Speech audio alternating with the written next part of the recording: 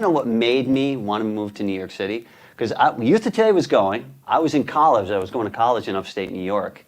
And I was kind of considering and Ray was really like, we should move, we should really do Youth of Today as a, full-time band. We should tour. I really want to tour. And I was sort of on the fence. I was like, man, do I go to college or do I throw my life away in this hardcore band? And then Victim in Pain came out. And like, I got it. And then I opened up the gatefold, and there's that picture of Roger with like the chain around his waist, and like Stigma, and you got Richie Stig doing the stage dive. I was like, and I put it on, the record was so good. It's like, how the fuck am I gonna go to college? We were metalhead kids, so we very much paid attention to where things were recorded, who recorded them, who was in the band, but then you would look at where it was recorded and who produced it. And on all our favorite hardcore records, Don Fury. Fury recorded this. This was the band getting their feet wet, like for real. This was the icebreaker. But this record, really, this is history in the making right here.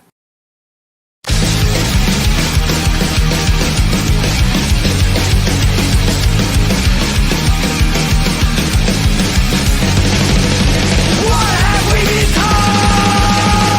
United in hate. When did we become a divided state? Don't hate me because I'm not like you. Don't hate me, it's just a point of view. When did we become divided by hate? What have we done? Divided state. Don't hate me because I'm not like you. Who's up for excitement and adventure today? This is the New York Hardcore Chronicles Live, and we're back. It's been a minute. Hope you missed me at least half as much as I missed you. What's going on? What's happening? Anderson Slade, what do you say? New Orleans in the house. All right. Yeah. Goddamn, Chung King is pissing me off. What's happening? From Germany, Addiction Zine. Good, good. The show we did yesterday was great. It was good. Thank you. I was told we were really good. What's up, Sean? How are you, man? Great show on the burner for today. We're going to go deep. We got a bunch of guests coming on today, too. Bunch of cool guests. It's one of those shows. I know that's what I'm saying. Bring on the fury. We did our homework. We always do our homework around here. This is going to be a good one. Lots to talk about. Go deep. Go deep or go home, right? Everybody ready? You know what? How about as we're before we bring on the hardcore shutterbug, let me tell you about the next couple of shows coming up. The next 4 shows, not to be confused with the next 4 shows. These are the next 4 shows. Coming up this Sunday, Paris Mayhew from Agros and the Cro-Mags will be on with me. We're going to be talking about the music videos that we did together. There were 20 of them, including 5 Biohazard videos and Typo Negative and lots. And we're going to talk about stuff that we haven't talked about. Some of the in-between ones that we did. The Youngsters with Fat Joe and King's X Dogman and stuff like that. A week from Sunday, September 25th, Steve Whale of The Business will be on the show. Wednesday, September 28th, Old School A7 Represent. Yana Chepenko will be on the show from Wench, Shiny Mama, PMS. And then Sunday, October 2nd, Troy Gregory from The Witches, Killing Joke Prong, The Dirt Bombs, Crime in the City, Solution, and Flotsam and Jetsam. So lots of cool stuff coming up. Great shows coming up. Yes. Michael Duba, what's up from the gastroenterology waiting room? The doctor is full of shit. All right. Hang in there, bro. Is he going to look up your tushy? Imagine that job, right? I guess you get used to anything, right? Looking up people's tuchuses or whatever, you know. Yo, listen, Roberto, slow your roll, bro. We're just getting going here. GG Allin, and everybody else, dude. Slow your roll. Debo the Pro, what's up? Speaking of what's up, what's up? What's up? What's up? What's up? Get very excited today. This is a big one. Yeah, it is. This is definitely a big one. Yeah. Ah, man. All right. So, photo of the day. You know, it basically we just had this show on Sunday at the Bowery Electric. It was a banger, right? And here's photo of the day taken by the hardcore shutterbug Steven Messina. I think it's pretty obvious to figure this one out, right? Looking at what's going on, but that's a great shot, man. Great shot. He's such a good front man. He's so intense. Yo, they were really good, man. This is wide-eye, old school Philly hardcore legends, and they were really great. You know, on Sunday, they were awesome. You know, so yeah, this was a really I thought the whole show was a lot of fun. Unfortunately, I got there late. I missed Winter Wolf because we were getting ready for the photo exhibition, but everybody else just got it as usual, and you know, just so much fun in that room, and getting Murderer's Row and Crazy Eddie. I mean, it was a killer lineup, you know. Speaking of which, and Orlando Furioso, of course. Speaking of which, there's Murderer's Row right there. That's Big Bob Riley, and they were great. Do you know what I was talking to him? It reminded me a lot. Are you familiar with Rose Tattoo? Oh yeah, of course. Some of their stuff is and I love Rose Tattoo. Well, you know who plays guitar in in Murderer's Row is Leo Curley, who was in Biohazard for a couple of years. They have one of Biohazard's old guitar players, you know? That's awesome. Yeah. The funny thing is when I mentioned to Bob about the Rose Tattoo, he turned around and showed me a Rose Tattoo once. Yeah, he loves Rose Tattoo. Here's a shot that you did not take. I know where you're going. This was taken by Michelle Monona, and this is a great shot. Here you go. So. Yes, that is a good one. That's a great shot. Yeah, so, she's got a great style. She has a really she has her own. Like you could tell Michelle's shots a mile away, and I love that. Like she definitely has a for sure. And there's the other photographer across the floor there, right? Rich yes. Zola, right? Yeah. And you guys have the big show coming up, right? Yeah, this Saturday. Yeah, this Saturday. It's the 12 to 4 over at the C Squat. And this Saturday. Gonna be running, it's going to be amazing. It's going to be running for 3 weeks, actually. And it's really cool. We spent the whole morning getting everything ready and filling up the walls, and just going to be really cool. And just seeing all their work up, it just really is, it's powerful. It's awesome. And it's come on down to the C Squat, the basement of the C Squat this Saturday. And then, of course, after that event, we're all getting in the car, and we're going out to Staten Island because there's the big cancer benefit with a whole bunch of bands, including Sworn Enemy, Cropsy, Enrage, ID, The Last Stand, a couple of others, RBNX. And going to be a big bash outdoors in Staten Island. We're looking forward to playing that. I love that. But you know what was the big moment though on Saturday? I mean on Sunday at the show. And I saw him coming down the block, man. I saw it going down. Right? Hold on. Let me get this going. This doesn't look great. So I'm standing there in front of the Bowery Electric, right? And I'm looking down the block, and who do I see walking down the block? Who do I see walking down the block? Robert Plant. I'm like, yo, Robert motherfucking Plant, walking down the street with this miserable look on his face, right? I mean, this dude looked pissed, right? And he's walking right into the crowd hanging out in front of the club.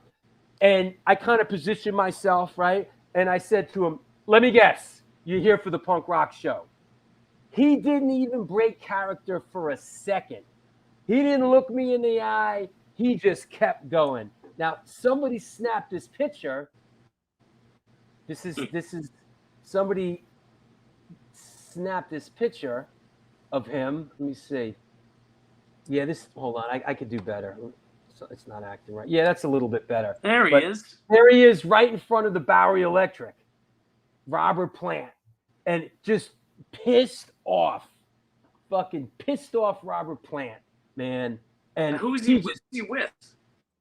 He was with some older woman. And then, of course, our friend Lori Dawn just couldn't resist. And she put this meme together. Into the land of the ice and the snow. It sucked. So there you go. Look at that. This is how this guy's walking down the street. This is taken right in front of the place. Boy, he does look pissed. Hey, listen, man, you never know, man. You never know what people are going through. You know what I'm saying? You know. You never know. This woman next to him could be telling him, like, you know. He could have just got bad news and, you know. She could be like, listen, I think I just gave you herpes last night or something, you know?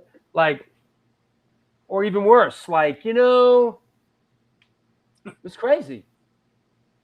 Robert Plant. Talk about a legend, though, you know? Yeah, some older woman. Was it Jimmy Page? No, it wasn't. It wasn't. But I saw him coming. I was like, oh, shit, Robert Plant. I'm like, yeah, he was like. Yeah, he looks like a basset hound. He's so crazy. Hey, I'll give Robert Plant credit, though. I don't think he's done any fucking work on his face. He's just like, fuck it, I'm Robert Plant. You know what? I mean, unlike me, I'm like as old as Robert Plant, and I did all this work, and like I look like I'm fucking 25 years old. So you're the Botox. Yep. All I got was hair extensions. What's that? I said all I got was hair extensions. Yeah, I've done everything. I did my eyes, my cheeks, I did my neck. I did my penis. I did it all. We all got to practice on Robert Plant's face next time he walks by. Right. Yeah, he's worked on drinking. So he's a drinker, I'm sure. Yeah. Anyway, enough silliness. All right, let's get it on. Let's get to the man right now. All right, I'll talk to you in a bit. All right. Well, there you have it, Hardcore Shutterbug. This is the New York Hardcore Chronicles Live. We are sponsored by The Organic Grill, Texas Silver Rush, DTFN Vinyl Listro, Generation Records, 126 Hardcore Clothing, Grunge and Grime Soap Company, DeWolf Publishing, and New York Hardcore Comics opened back in 2013 when lifelong friends Debo the Pro and Lee Fairley combined. What are you, blind? Their collections and obsessions for comic books, punk rock, toys and statues, gathering, magic, and all things horror. The store is located at 117 Main Street in Dobbs Ferry, New York, open 7 days a week and shipping worldwide. Contact them via email at newyorkhardcorecomics@gmail.com or www.newyorkhardcorecomics.com. Come on now. The Texas Silver Rush is a jewelry design firm and boutique store located in the birthplace of the Texas country music scene in Fredericksburg, Texas. They specialize in working with all musicians to design and create unique one-off pieces as well as style them for stage, album covers, promo photos, and social media exposure. Their client list includes Rock and Roll Hall of Famers Greg Rowley, Ringo Starr, and of course, Agnostic Front. Information and online sales are being taken at their Facebook and Instagram pages, and of course, www.thetexassilverrush.com. That said, is everybody okay? Shout out to Debo and Lee, absolutely. Back to the Robert Plant thing. Yeah, let's keep enough with Robert Plant already. Shout out to Debo and Lee. All right, what else? That's it. Let's bring our guest on and let's get to it. Let me clear the deck, and away we go. Ha! Ha! Here are my notes.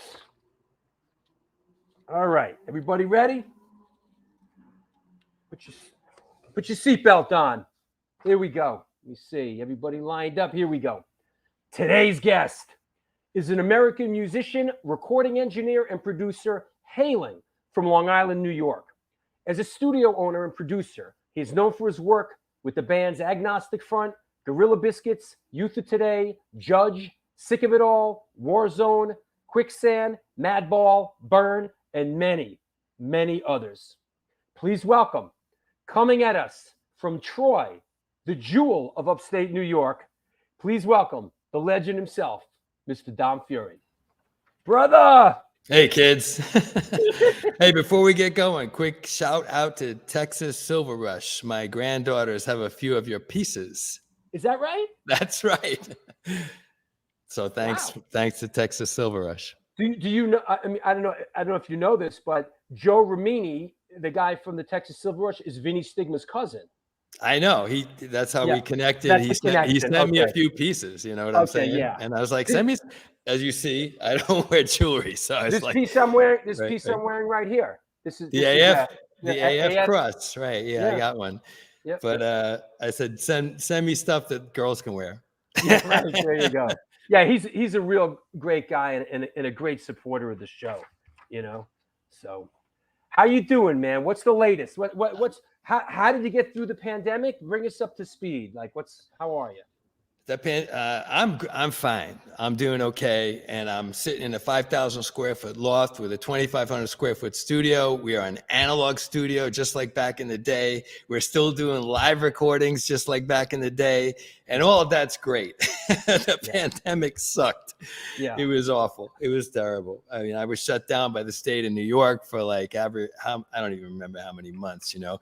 I read it. You know, I looked at the the information, the New York State information online. They're not going to have anything in there about recording studios. They always leave recording studios out. And then I see they got my category in there. And if I open for business, I could be fined $10,000. You know, I'm like, oh man, you know. So yeah, I was shut down for a while. And then, of course, nobody was coming out and making music anyway. And I'm not in a major, you know, I mean, Albany's all right. It's a little less than 1 million people in the capital region. I'm not in New York anymore with, you know, 1 billion people. You know what I mean? So we were shut down for a lot of, not the whole 2020, but a big chunk of it. Then we had a spurt of activity at the end of the year. And then it dropped off again. And I guess everybody was waiting for their shots. You know, I got a couple. Some people like shots, some people don't. Yep. I was just nervous about it, so just interacting with clients. So I got some shots in the spring, and in the summer, I looked at my schedule of 2021, and there was nothing going on. I was like, I got to bring the bands in, get them up off their couch. People are scared. Yeah. You know, this was before inflation. Yeah. And so I came up with this session, the Pandemic Buster, and I was like, you know what? I'm going to do these sessions just like I did back in the early 80s, where bands would come in and we would run sessions, not to cassette anymore. Obviously, it's to a hard drive. Right. Although my studio is 99% analog. And I'm going to give these sessions away. 2 hours a piece, in and out like a drill sergeant. You only get your 2 hours. That's it. We had 30. You just come in, you just set up. And it's pre-mixed. It's all just going to. Well, it's not pre-mixed. We had to do the whole sound check in an hour, and then I was bossing people around that I never met before. You know, like so it's an hour. So is it an hour of setup, an hour of recording, and then see you later? Okay, yep. I got it. Yep, you're gone. Bye. See you guys later. Tell everybody else. So we did about 30 of those for the last year of the pandemic. I'm going to call it the last year, right? It wasn't really the last year, but it was pretty much the last half. And that was nice. And then some of those bands converted. We had a nice beginning to 2022. We had 3 major projects come out of those bands, along with some of my regular projects. So we've been modestly busy in 2022. We're still doing. Go ahead. James Hollis says Troy got a major upgrade when Don moved up to 518. You know. Yeah, I mean, I've been up here 14 years now. Seems like 14 years ago. And it's a beautiful place. I've been in your I don't want to say your new studio, but it's a really nice it's a really nice space, and we'll get into it a little bit, but we'll just go where it leads us. But I remember, the time I spent with you up there, you said it was just time to just get out of New York City instead of renting a place and dealing with the Right. bullshit and a landlord and renting it. Right. You could get a mortgage and really and have the space. You have space Right. now. Control. That's the Yeah. main thing. I don't want to get kicked out. Like yeah. I was dealing with gentrification at every level. First, I was in Chelsea. Then I was in Little Italy, which is now Nolita, right? Sure.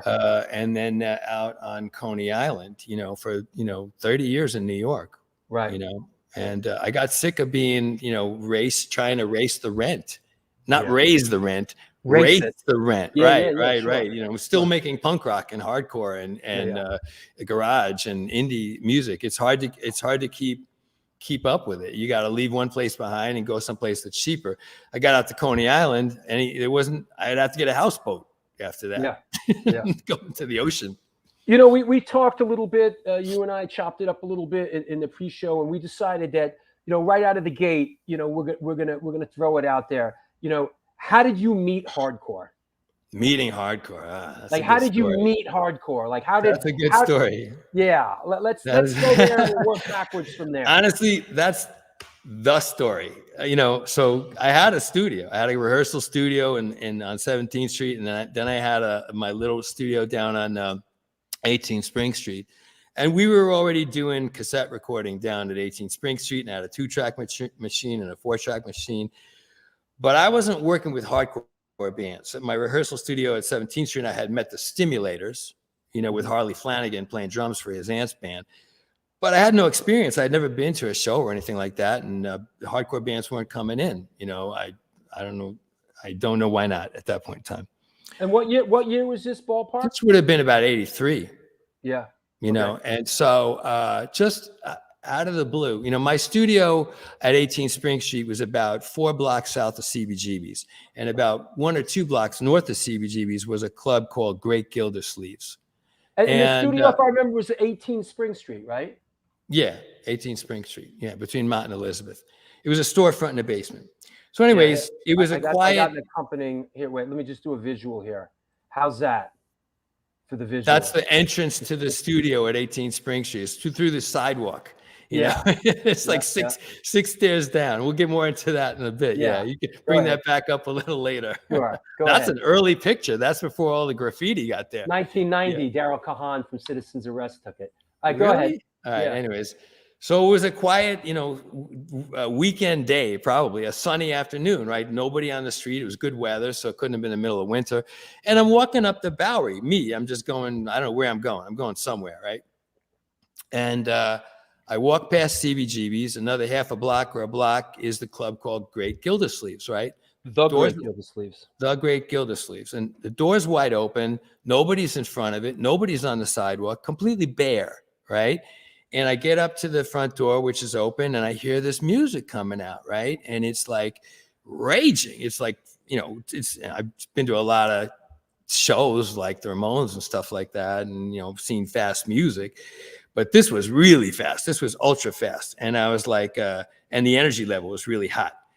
But I was going somewhere, right? So I get to the doorway. I hear the music. I walk past the doorway by about 20 feet or so. Uh-huh. And I stop. I'm like, what is that?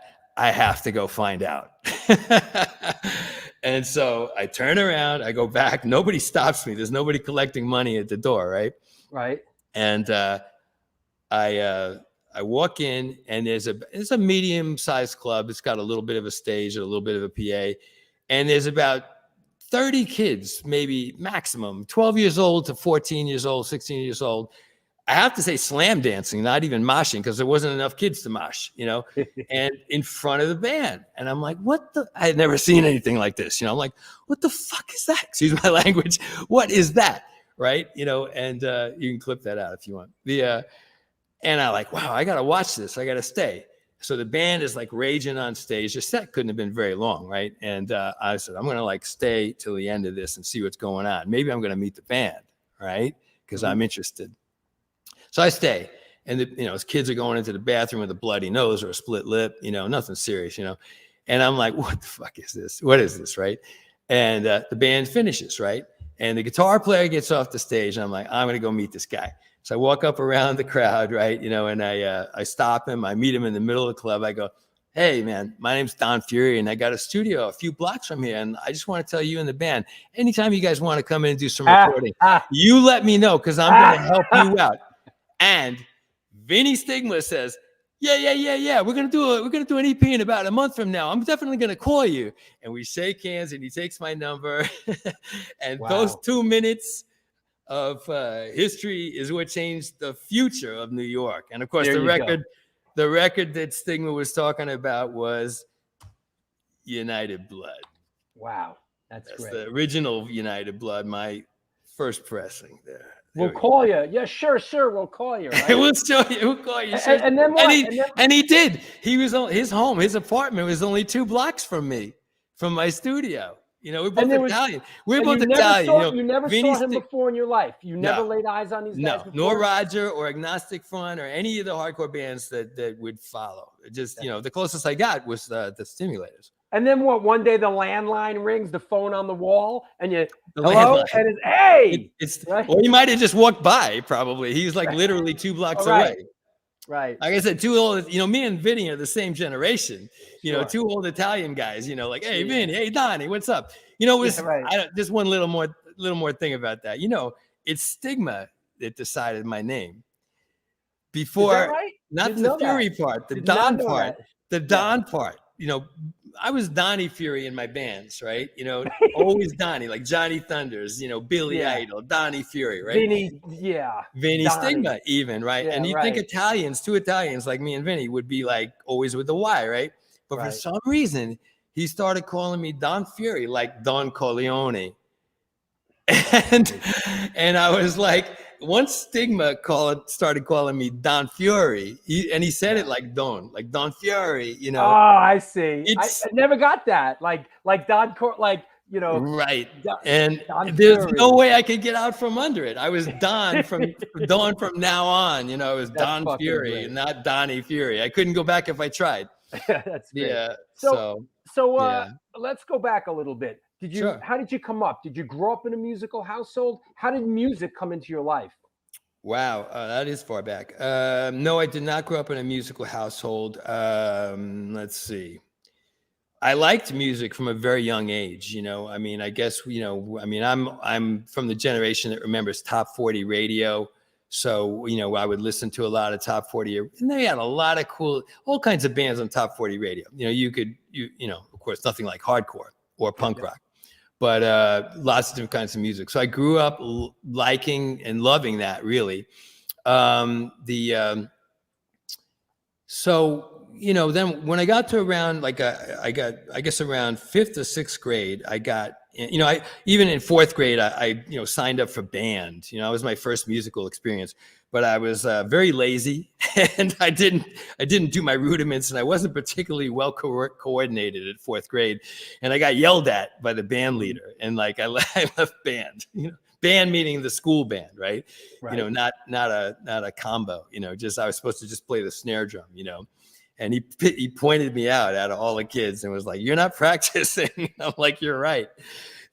So I don't know who he is, but look at me now. Anyway, but that didn't work out. So I kind of wanted to be a drummer, but then in 5th or 6th grade, I decided I want to be in a band. I still want to be the drummer, but my friend David Bertasini only wanted to be the drummer, and I was like, all right, to be political, I was like, all right, I'll be the guitar player.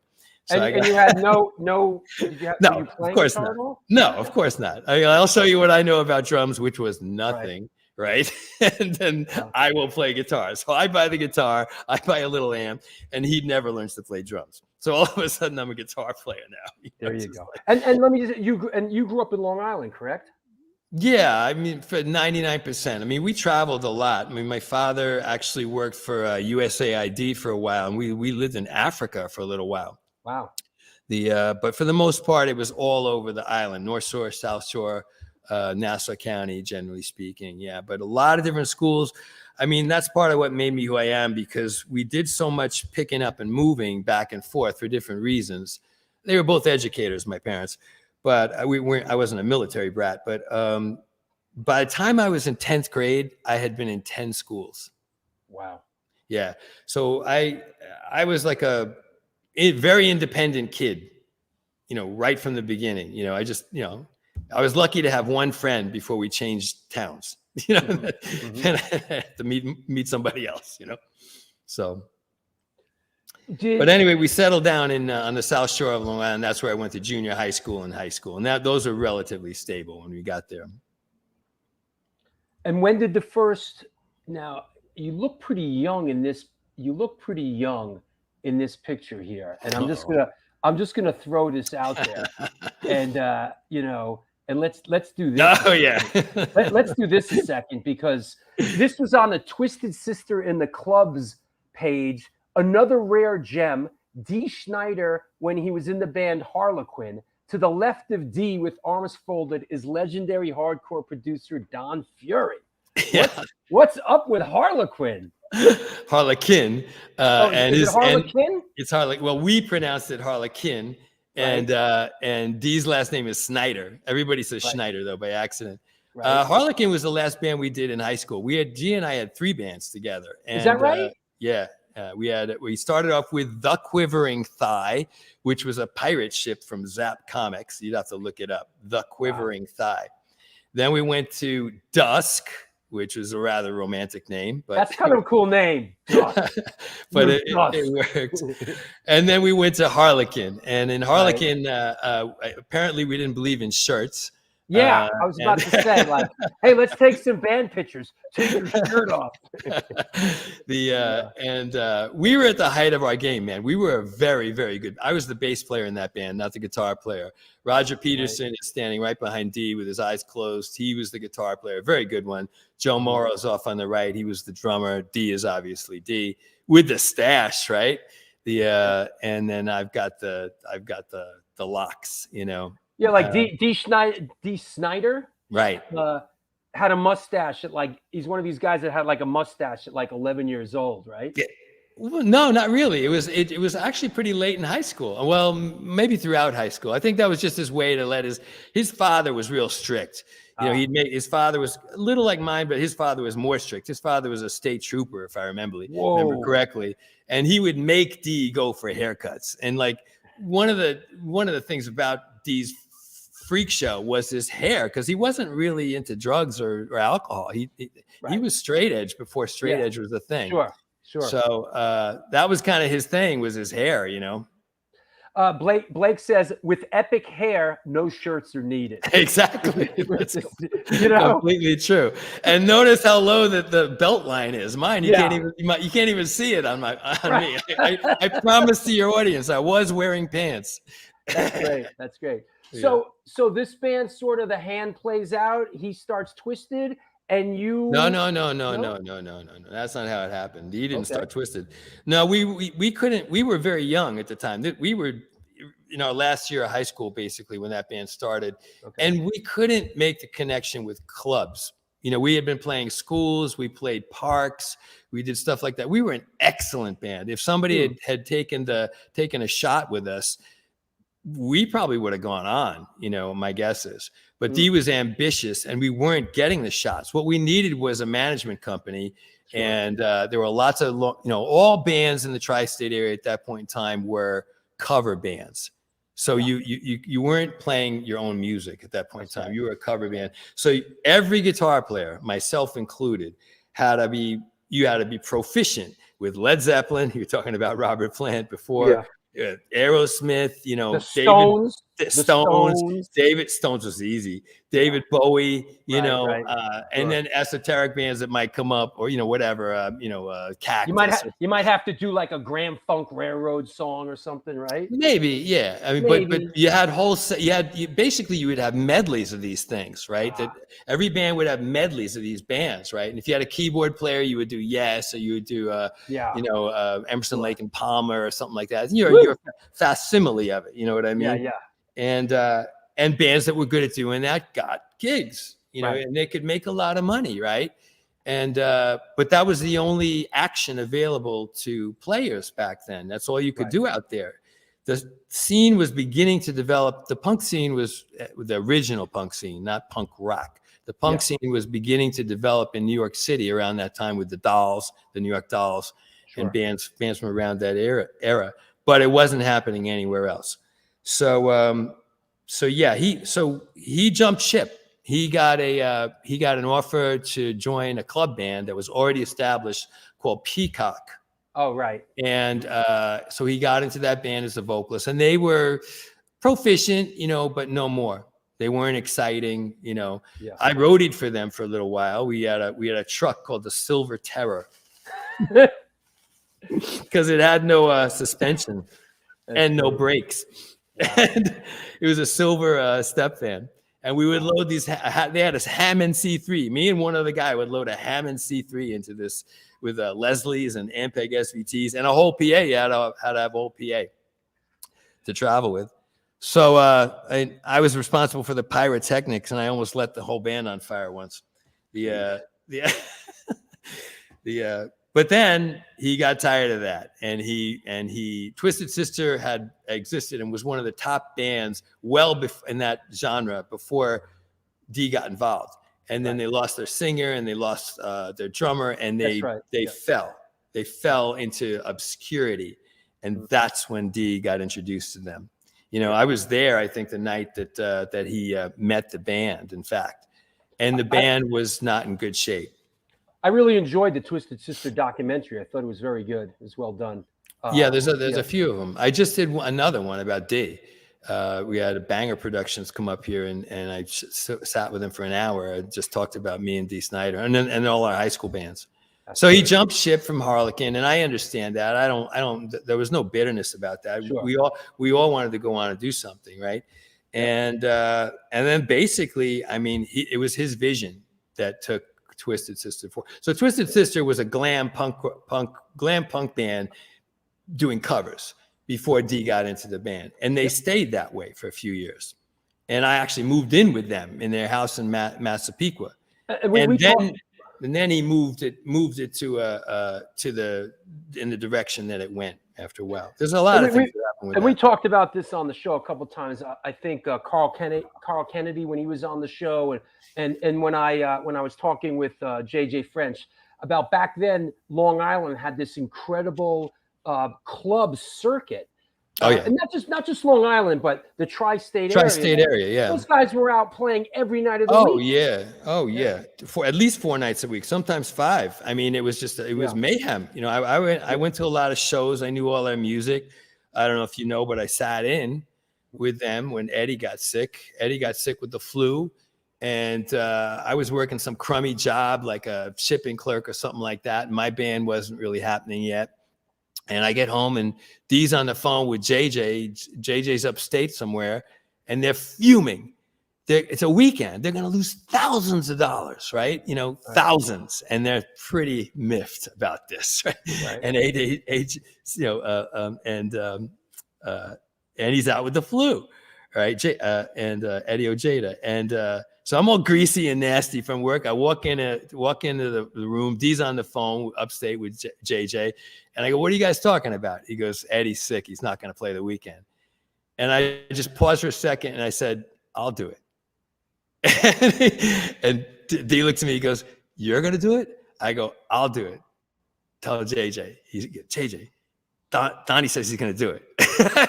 JJ's, throw him in the car. So I grab my guitar. They throw me in the car. They had to invent a name for me that night. So I was, for that night, that weekend, I was Donnie Top. So That's awesome. So they throw me in a car, and I'm Donnie Top. I rehearse with them in the afternoon, and I do 3 sets with them that night as the lead guitar player. Wow. And that's upstate. I think it was called the White Horse Tavern or something like that up in Yonkers or someplace like White Plains, I think. And then we played a bigger show out of Long Island. And you know, in this Banger Productions thing that we just did on Dee Snider, I told them basically I saved Eddie's job, because if I had made a move on Eddie at that point, Excellent. So, Uh, so let's you leave long.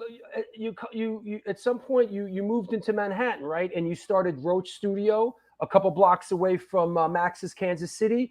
What was the impetus to start? Was it specifically a rehearsal space initially? It was, yeah. I mean, there's a step in between. We actually moved. We actually D and his fiance Suzette. D had to be. Suzette was going to go to FIT, and D didn't Right. want to be separated. So he went in and found an apartment right across the street, and it was a penthouse duplex. Wow. And he took it. And then he calls me up. He goes, Don, you want to go in on me with this apartment? I'm like, sure. So that's where I basically learned to like sing and play and stuff like that. I just, that first year in New York, and I was trying to put a band together, but I had to go back to Long Island to do it. I had no place to rehearse and didn't know anybody in New York. Anyway, that part of the story over. People can find that out if they just go to my YouTube and look through the history. But so Carol, my ex, and I guess it was a lot of people say we were pregnant these days. In those days, you said she's pregnant. So Carol was pregnant with our son, and we wanted to find a place for ourselves. And even back then, apartments were difficult. So I started looking at lofts, and there were 1 million lofts in New York at that point in time, raw. Yeah. And so within, And this is we're talking 78, 79, right? Yeah. Yeah, there was a lot. There's a lot of lofts. Yeah. And it's just 1 million of them. And the first one I looked at, I think we went by together. I said, let's take it. And it was raw, huge, no hot water, no kitchen, no shower, And where was this? Was this we were, 15 East 17th Street? Yeah, correct. Right off Union Square Park, which was like the heart of darkness over there. There were like rats. Yeah. Rats would scare the muggers out of the park. Well, not only that, but like Union Square Park is where we'd go down to get two-and-alls and second-alls. Yeah. Like it was gnarly. It was gnarly down there. It like was. That. Yeah. If you didn't hear some girl come. If you didn't hear some girl come screaming out of there on a Saturday night by midnight, it was unusual. Meet me at the park. We'll get a couple of Tuies. Right. Like Union Square was right. Rough and it ready. was rough. The whole city was rough and ready. I mean, a lot of people just there's no way to deliver that to people really. Without who weren't part of it. Anyways, so I got this loft and we got it supposedly to build a rehearsal studio, right? And we were gonna basically crash there too, which was I'm sure not code. But we didn't care, and nobody else seemed to care. They just don't let anybody in that wasn't a musician, And so I built this like funky little rehearsal room, just a square little box, and so it's called Roach Studio after Roach and New York City cockroaches. Sure. Wanted something like a little New York, identifiable as New York. And our second client out of all of the clients that we had there, we were only there for about a year, was Richard Hell and the Voidoids. Nice. Yeah, and then the rest of the punk scene started to filter in. Like we had the Bush Tetras started their band there. Basically, we had James Chance and the Whites. James White and the Blacks rather, or James Chance was coming in. The Stimulators, the Nightcaps. All these different bands were coming in. So let me ask you, a rehearsal room in that era, what did you charge? What was a rehearsal? What did it cost an hour? Somewhere between $7 and $9. Wow. It was really, $8. Really, it was really cheap. But you know what? I could stop working. It was just kind of because we had enough bands coming so that, I know that doesn't sound like it's even possible. But it was possible back then to stop working. I literally stopped working. In fact, my son, Mick, was born the month the studio opened. So January 1979. My stepdaughter, Danielle, was about 2 at that point in time. She had a little loft in the space of her own where she kept her, kitchen set and her toys and stuff like that. So she had her own little space. So it's pretty cool. And the Voidoids were funny. They got to know the kids, you know, they would like go coochie coo with the baby and stuff. And it was like funny to watch these guys, you know, behaving that way. But we only stayed for a year. Yeah. And then were you inspired to, I know doing my homework, inspired by Sam Phillips' Sun Studios, he built a second studio on 18 Spring Street, 4 blocks from CBGB's. Were you apparently inspired by Sam Phillips' Sun Studios? Well, a lot of what happens in my life happens because it has to happen. You know, I mean, so yes, I was inspired. It wasn't inspired particularly by Sam. He's dead. But you know, I was inspired by the concept of this little studio serving the original rock and roll scene, the rockabilly scene from back in that day. I thought that was a really cool idea. But I probably would have stayed at the loft on Spring Street much longer, except that we were kind of forced out by some really loud a rehearsal studio that moved in right under us with Ampeg SVTs and stuff like that, running until like 2 a.m. in the morning. And we just weren't going to be able to stay. So I was able to pass on the lease to somebody who wanted it. He showed up with his mom. They handed over a check. And exactly. And that was, I didn't even know you could do that. You know, a little snooky kid from Long Island finds out about commercial leases, you know. So it was pretty cool. I made money on it, you know. It was kind of cool. Yeah. So 18 Spring Street? 18 Spring Street was the first place I looked at. And it was this little storefront in Little Italy, and it was a storefront, right? And then it had a basement too. Yeah. And I was thinking, well, it's kind of a drag having your family on the same floor as a studio. So the basement's kind of nice because there's a little separation. Yeah, the only bathroom was on the first floor, so they kept wandering in and out all the time anyway.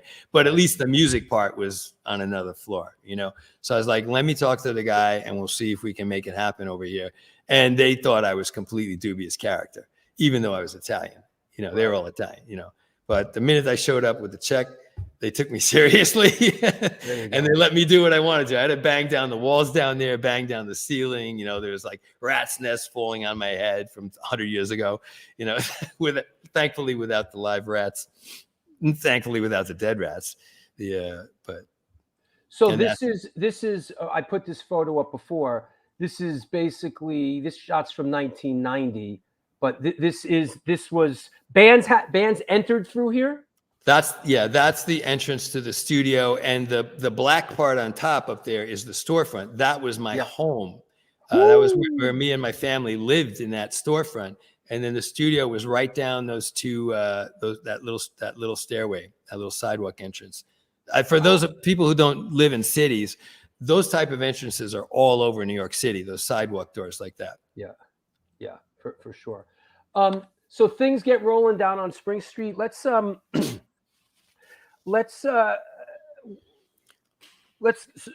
onto the hardcore tip a little bit. Sure. So I'll pick it up at United Blood. I guess so. Might as well.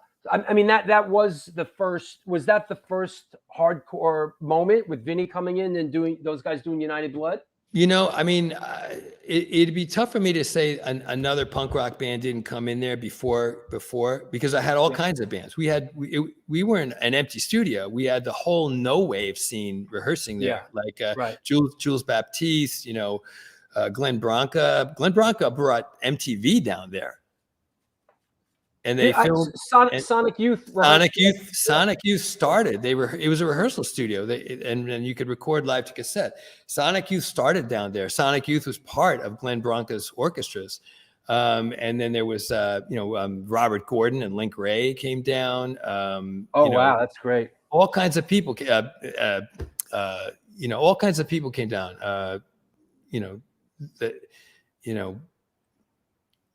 I'm trying to think of some of the names you might recognize, but lots of the bands that were playing the clubs would come down and do quick demos and stuff like that. Nina Hagen came down did pre-production, 4-track pre-production for Nunsex Monk Rock. Wow. I got to jam on guitar with Nina Hagen. Yeah. I saw her back then. That was something to behold, man. She was amazing. It was right after she had her daughter Cosma Shiva. And if Cosma sees this, I'm the guy that was like babysitting you for 20 minutes. Yeah, Seeing Yeah. her live back then was incredible. She was She- woo. Amazing. yeah. And honestly, the 4 tracks that we did for Nunsex Monk Rock were just as good as the album. They were just as nuts. Go ahead. So United Blood, they So come in. Vinny keeps It's his Vinny, Roger, Rabies, and I think Adam Mucci, right? yeah. They come in and then Vinny basically keeps his word. He calls me up and they come in. I had the 2 things like glued together. Like I meet him at Great Gildersleeves and he's there tomorrow. That's not really what happened. I think they came in. I think they probably came in and did a couple of rehearsals because I saw recently on Agnostic Front's page that they let some of those out. They had some demos that they let out, and I think they were demos from cassettes from my studio on Spring Street, which was called Demo for a while. Stupid name. It was like English, Duran Duran, Bow Wow Wow, Liquid. I was like, oh, why not just call it Demo? But anyway, not a great name. Anyway, it didn't stick for too long. But so they come in and they do United Blood. I had the rare, not the rare opportunity, but the reason to listen to the entire session of United Blood recently. And it's a 4-track session. 1 track of drums, just one. 1 track of bass, 1 track of guitar, 1 track of vocals. That's it. That's the whole thing. How do you mic 1 mic drum set? It's not 1 mic, it's 1 track. So so things get bounced down. Probably no, it's not bounced down. It was recorded live. So you put all however many mics you got. I probably had 5 mics at the time, maybe 6 on the drums. And all that is mixed onto 1 track. All the 8 tracks that I did in the early part of in the late 80s, those are all 8-track sessions. Gorilla Biscuits and all those bands. Those were 2 tracks of drums. Stereo mix. Anyways, so I listened to that recently and it just blew me away because the whole session is like 37 minutes long and there's like 54 takes on it. Wow. And there's like about 7 songs that aren't on the EP. And I was just like, whoa, it was so awesome to like sit in front of it and just listen to it again and pretend I was like however old I was, That's great. 12, or 22, whatever I was, you know what I mean? And to just look over my own shoulder, yeah, that's it. Here, wait, let me hold up mine. Yeah. Show the audience. Here we go. That's the original. That's the original pressing, brothers and sisters. I had one of those. How to get that out for this? I had one of those. I bought it from Vinny Stigma in front of CBGB's, and I paid him, and they had the covers on a big roll, and he rolled it off the roll, cut it, then folded it and glued it together, put the record in it, and gave it to me there in the van. That is DIY, man. That is total right DIY. There in the fucking van. I bought it. Now, what can I say? I mean, after once this record was out on the street, right? That was it. I mean, the doors swung open for punk hardcore or hardcore punk or however you want to look at it, man. And there was, the studio was already busy with bands coming in to do cassette recording because that studio had started out as a rehearsal room. And then in 1981, I converted it into a recording room, low tech, it was only cassette recording, 2-track and 4-track, and 99% of it was cassette recording.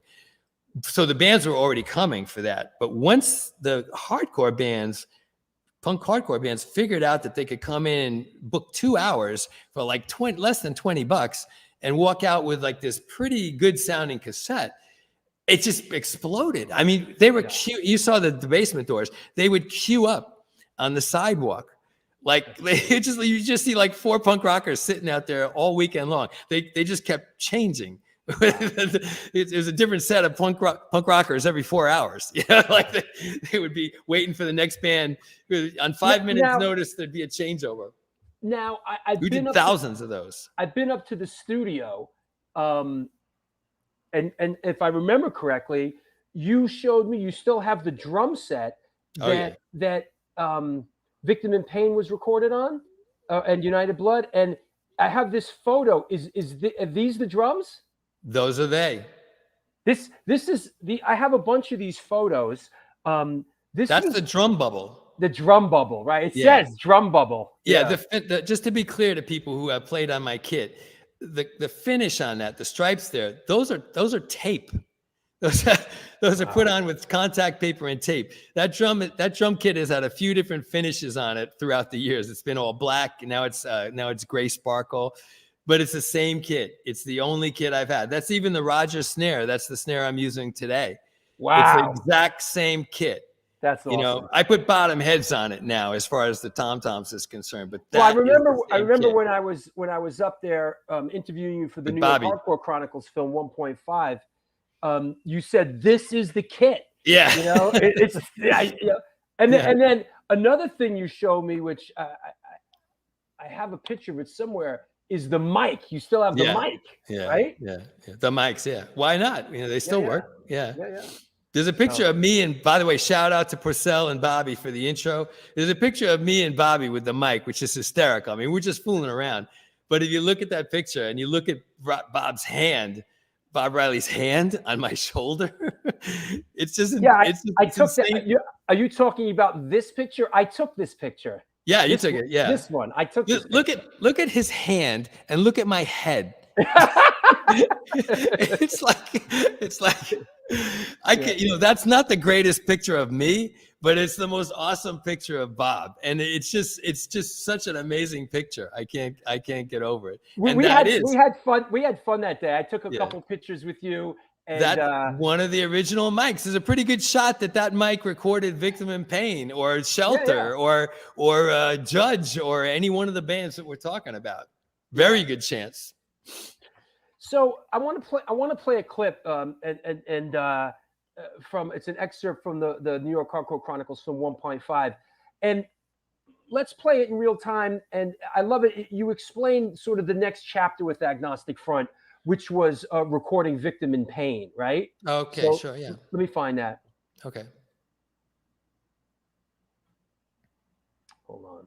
What did I do? Hold on. Crazy for United. Here we go. So United Blood was done. Everybody was batshit crazy for United Blood. It was fantastic. It was amazing. It was the New York sound. It was it. It was it, right? Everybody knew it. Everybody was down with it. They had to make a record, right? They had to make an LP. I heard about this, right? And they didn't have the money to do it. You know, they were already playing matinees. So what they decided to do was to do a benefit, to pay for a recording deck to record Victim in Pain for free at Don Fury Studio. I told them, you guys make the money to rent the recording deck, a 16-track deck, which I didn't have, okay?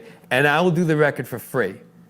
So they did a benefit. They put my band on, Balls, and they made enough money to rent a 16-track recorder. They all helped me haul it down, because it's on a rack like this on wheels, you know, haul it down into the basement, because there's a basement off of a sidewalk in New York with the hatches that open up like that, right? We pull it down. We have it for 1 week, right? So we record for 3 days. All right, Roger's singing the vocals 90% live in the control room, standing right next to me behind the control room door, because everything's tiny. And we record for 3 days, and then I mix for 4 days, and then the machine's got to go back, and that's it. And it's done. That's the beginning of Victim in Pain. Good stuff right there. I love that. Just the we got the deck for the weekend, you know, and you had to angle it down, you know, into the. Is that? I guess that's how it went back then, right? There were places that would rent the deck for live recording or whatever, right? I mean, you could still probably do that, right? Well, I don't know if I don't need to do it anymore. No, not you, but that's what you would do back then. You would like rent a deck. Yeah, it's kind of funny because I keep all my receipts from back in the day, and every once in a while I go looking for something, and I look at all these rentals. I'm like, what the hell was I renting? I was renting all this stuff, all this time. You know, man, sure. I got to tell you, on that clip from Hardcore Chronicles, it must have been the grappa, you know, because it really brings out the Italian in me. Yeah. That's all I can. The Long Island Italian. They give me a little bit to something to drink. I start out as a Long Island Italian guy, and I end up as an old Jewish lady. Where's the? where's my balls picture? Oops, excuse me. You had the flyer. I got the flyer. Oh, I gotta find that. But that so you were in the band Balls, and Yes. they decided to do a matinee to pay to rent the deck, and you guys were on the bill. That's sort of like an infamous matinee at this point, too. You know? Yeah, I mean, we weren't a hardcore band. We were like Right. I have to describe it as a no wave, like Yeah. maybe artcore band, because we were heavy, right? The singer was Japanese. You saw the picture of him. He had the Here's the beret on. flyer. Here's the flyer right here. Look at this lineup. Agnostic. Yeah, that was Front- made by that flyer was made by Elio. Yeah, Elia. Yeah, Elio is a good friend of Rogers. Sure, tattoo artist, of course. Right. Agnostic Front, Death Before Dishonor, Skinhead Youth, which later kind of morphed into Warzone, and Balls. Right. Only $4. Elio flyer. Dance hard or die. And the guy who's there's face they're squeezing has got an MDC shirt on. You know, I did a record for MDC out at my Coney Island studio. Right. That was great. hysterical, and I don't think they made the connection there. Right. But yeah, that was wild. I mean, we were an artcore band basically, and it was Roger and Vinny who called me up. It wasn't the club. It wasn't Carol. My ex was booking the club at that time. We can get into the hardcore matinee, but she was the one who took hardcore matinee was my idea. Carol, right. my ex, took it to Hilly Crystal, the owner, and he said no the first 3 times. So anyway, we'll get into that if you need to, but or there's lots of ways that people can find out about that. But yeah, I mean, it wasn't like really an invitation for us to play. It was like an order. Right. Like, you're going to open up for us. and then out of that whole bit came this. Right. And we were pretty scared, but we played after the first 2 songs, we had some kids dancing and some kids fighting. So I was like, all right, we're going to make it through the hardcore matinee. Well, that's kind of a win. Yeah, you know, like, that was a win. That was definitely a win. At least they weren't throwing bottles at us or something like that. Let me find the Balls photo, just because it's a great shot. Here we go. Yeah. This shot here is from it says Danceteria 1984. Yeah, same year. Same year. Yeah. And here you are. Yeah, right? I'm on the left in case you don't recognize me without the long hair. Right. I'm playing bass, and that's Samoa on vocals. He was kind of like a spoken word artist, and then David is on drums. Yeah, that's great. David was an MC and a stand-up artist. David Crocker, excuse me, is on drums. He was an MC and a DJ and stand-up guy in a lot of the clubs back then. Could you lend us any perspective on the recording of Victim in Pain that came out on Rat Cage Records? This is a great shot. I love the cassette, the fold-out cassette of it. But one thing you told me in the past is things were so moving very fast back then, and a lot of times, bands would come in, you'd see them for a day or two. And, so many bands came through, but is there anything that resonates all these years later, looking back on Victim in Pain? Well, I mean, I've talked about this a little bit before, but number one, what you just said wasn't like occasionally people would come in for a few hours. That was all people did. I mean, we were dealing with DIY bands and very small labels, usually one person label or 2-person labels. So the bands came in and out. It was like a whirlwind, no matter what we were doing. So they came, and I had a lot of respect for these kids. So, whereas a lot of studios would look at these bands like, what are these teenagers doing in my studio? I was like, I'm glad you're here. Let's make you guys sound great. I treated them like I would have treated any other band, and they all recognized that. But we didn't have a lot of time. So the bands that came in, I mean, we were working from minute 1 until the last minute, and then everybody went home. I mean, there aren't a lot of stories to share. There's a couple of things to share about Victim in Pain. I guess the most important thing, well, there's a story about mastering, which is just hysterical. But I guess the most important thing I'll lead with first, and that is that I think we all knew we were making an important record for New York. I don't think I don't think we knew we were making an important record for history and for the world. I don't think any of us knew that until some of the years went by. My father found out that Victim in Pain was in Australia. And finally he gave me credit for what I was doing. And this addresses what Gary's asking here. Did it ever cross your mind that you were doing something with hardcore so special that it would still be revered 35 to 40 years later? Obviously, you're in the moment, you're doing it, right? Yeah, I don't think. Yeah, the best way for me to make an answer for that is say that the moment was so hot, so white hot, that there wasn't room to think about anything else. You barely think about tomorrow. Yeah. Never mind, 5 years, 10 years. These are all really young people. Like I said, I'm Stigma's age. We're like I should be one of the godfathers because I'm Stigma's age of hardcore. What I'm saying? We're pretty old. But all these kids, most of these kids are like in their teens, and stuff like that. So you're not thinking like 30 years, 40 years later at that point in time. I mean, it didn't take long to figure that out for people to go, wow, about what was happening with this music in general, not just Victim in Pain, but this music in general. And I mean, a little further down the line in the second wave, when, Start Today comes out, I mean, it's just like, holy mackerel, again, did we get any respect for what we did? No, the major labels thought we were less than piss. But on the other hand, Pete, our good friend Pete Kohler from Sick of It All says, if it wasn't for Victim in Pain, Sick of It All would probably not be a band. So there's the intrinsic value in art in general. Well, that makes me feel good because I think I mentioned to you that we did the We Stand Alone EP, right? Yeah. And for Sick of It All, right? That was pretty early on, or fairly early on, right? Yep. And I did a lot of compilation cuts for them and B-sides when they got signed to. Yeah, that's it. That's the beauty. I have a little bit of extra to say about that, but and we did compilation cuts for them for different records, and we did some B-sides when they were on East West. But ask me, what's the one hardcore record I wish I could have done that I never did?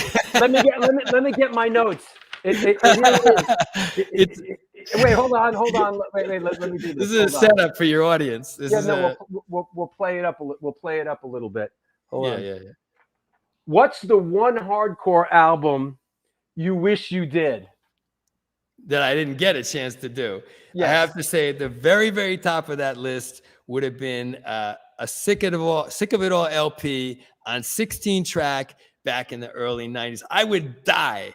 I would give like a pinky or something, or a pinky toe, to go back and be able to do that as it was back in the day, the way it was, or not the way it is, the way it was, like the Revelation comp, right? Back in the day. I would have loved to have done that record, and that record would have been an instant classic. There's no doubt in my mind. I loved working with those guys every time we came in and did something. I'll still work with them. I'm not a snob. I know we're skipping around a little bit. Yeah, we can skip around. That's cool. As long as your audience is quick. Everybody's quick, man. Yeah.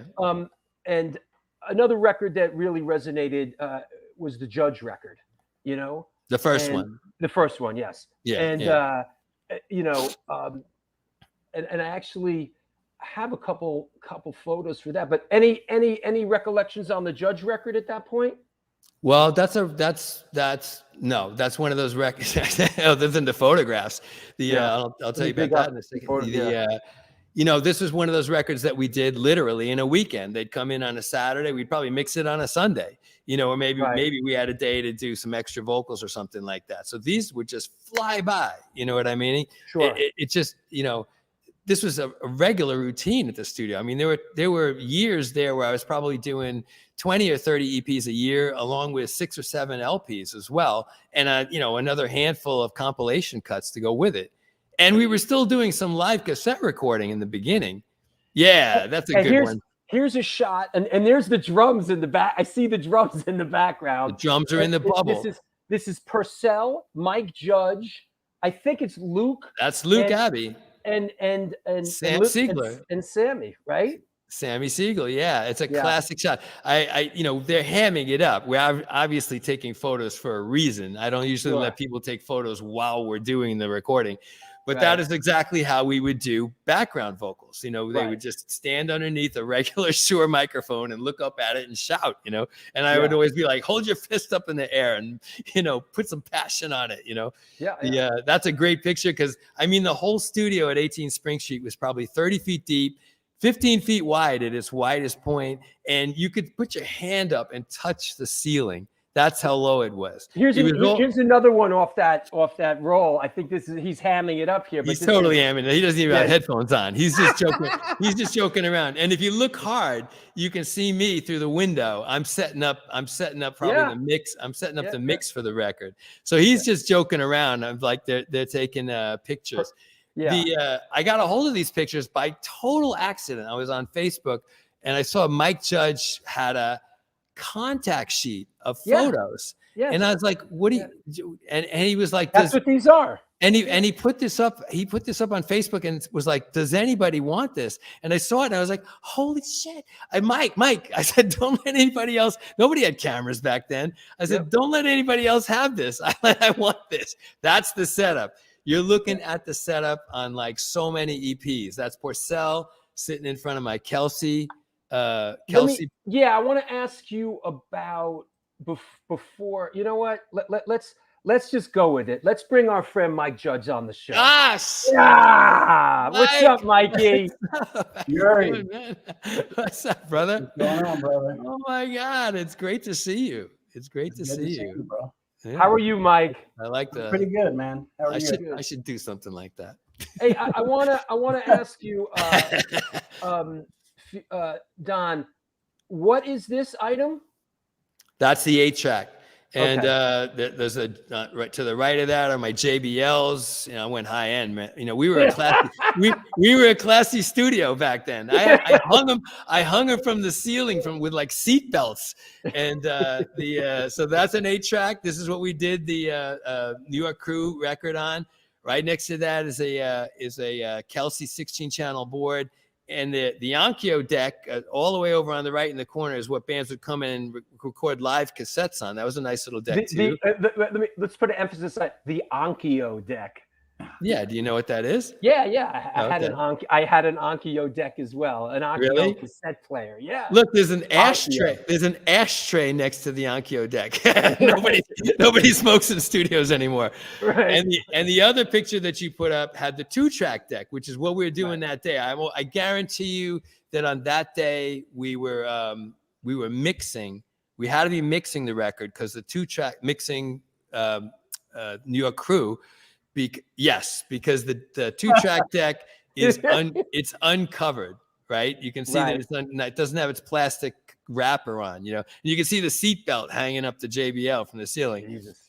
I was an ambitious person. If I wanted to hang something, I was going to find a way to do it. And love the plumbing. Love the plumbing. Like oh literally. God, that's not plumbing. That's the heating for the whole building. Oh, with the insulation wrapped around it. Yeah, it's probably what do you call it? It's that stuff that gives you cancer. Asbestos. Probably asbestos. And in the winter, it was so hot in there, we had to run the air conditioners all the time and leave the door open into the street, the winter air coming down. And remember recording your bike, Michael? Oh yeah, your Harley. I had just a few moments in all the recording I've done, and both of those memories are from Furies. One is that night with the motorcycles. Just get on it. And we're like 3:30, 4 o'clock in the morning. He's like, the neighborhood's into it. Don't worry about it. I lied. Only waking up all the Italian grandmas. Did you get the bike? Did you get the bike downstairs, or did you run a bike up right the street? On Spring Street, brother. Right next to. Oh yeah, we carried it downstairs. That's exactly what we did. No. Did I say carry? I meant Mike drove it downstairs. No, he backed it up to the hatches. Yeah. And I just brought a mic up the stairs, and I literally was 6 inches from the tailpipe. Wow. That was great. It's amazing. They were a little shy using it on the record. I have to admit, we could have made it louder. Yeah. And obviously another record that that really has resonated through the years, right? I mean, Yeah. Sure. I mean, and That's that's my favorite recording experience ever, right there. is that right? Any other perspective you could lend to it, Mike? Just that whole fucking time period, just going right. to Fury, going, me and Purcell want to do this whole thing ourselves, you know, and him mapping it out, walking us through it. I just remember it was like Christmas time. I was like crashing at this girl was living in the Parsons dorms on Mulberry. So I was crashing over there. Oh, you were close. Yeah. And just like walking to Spring Street, fucking Christmas trees on the corner, and just knowing that, you know, I recorded this fucking record. It was just the best. Was the Project X thing recorded around at the same time? Why, for some reason, was that done at the same time or no? That was a different session. I don't have the date. Are you asking me? I don't. Both of you. I don't know. I don't have the dates in front of me. I have a bunch of dates next to me, but I don't. I'd have to look back. I have one more. I have one more shot off the infamous Mike Judge contact sheet that somehow came. I diced and sliced and enlarged. But here's another shot of the studio from that era off that, right? Yeah. Yeah. Yeah. Am I on? Yeah, that's me again. I'm just pointing to who's ever taken the picture. I'm guessing it's Mike. I remember the first time I went to this studio was like 1982, maybe. I was in Death Before Dishonor. I just switched over to drums. Goes back. Yeah. I just switched over to drums. Mark Ryan started singing, and Vinny laid us onto this place because we were rehearsing on fucking Avenue B. There you go. Like a What's that? What was that? Sukasa? What was that down on Avenue B back then? Couldn't tell you, brother. Yeah. It was like a fucking war zone down there. Yeah. And I remember going down to the Spring Street studio. I was like, damn, look at this place. This is like big time. Yeah.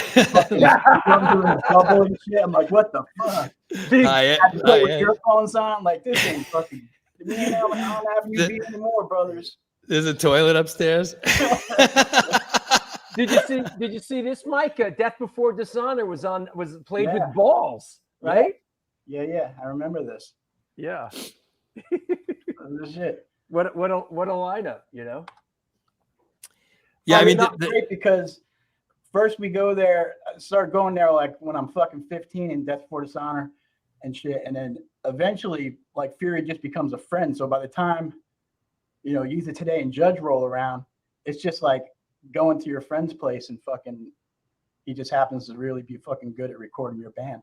Thanks, man. Sean Daly asks, Don, what is the wallpaper in the studio around your window where you were mixing? Were those flyers? That is a letter. That's Don playing guitar, isn't it? No. He's talking about you're talking about the one where in that last picture I put up around the right. Yeah. The one looking at the studio window. Correct. That's a letter from I forget the guitar player's name. It's somebody that you guys would recognize if I can think of the name. But it's a letter from his girlfriend to him, dissing him about being in a punk rock band and telling him why he cares more about his punk rock band and buying strings than leaving her with no fucking money to eat all day. And it's on like girls stationery with like, you know, like a girl's fingertips on the stationery and leopard print around the outside. And it was such a perfect letter. I was like, dude, can I copy this? Because we put up flyers all the way around the studio. And I was like, this is so perfect. Everybody's got this story. So can I put this up on the wall? And he was like, sure. And even she found out about it later on, and she was okay with it because it was funny. Her letter covered a whole wall. Yeah, here you go. That's it. Yeah, right? That's a letter. See, if you can see, I don't know if you can zoom in on that, but see the things in the corner? Those are girls' fingers, like thumbnails with nails on them. So she's sending him a letter about how he sucks so bad because he's in a punk rock band. Wow, It was funny. that's great. Good. It's good. It's good to regurgitate great. It's good to repurpose great art like that. You know. Yeah. Well, the whole studio was done in flyers of the time, you know, and it was all in black and white. The whole studio was entire. That's my thing with black and white, man. I want everything to look like that. You know, I want, you know, even the videos that I did myself are all in black and white. You know, I'm just want it to look like the day, like a Xerox. Yep. If I could make this look like a Xerox, I would.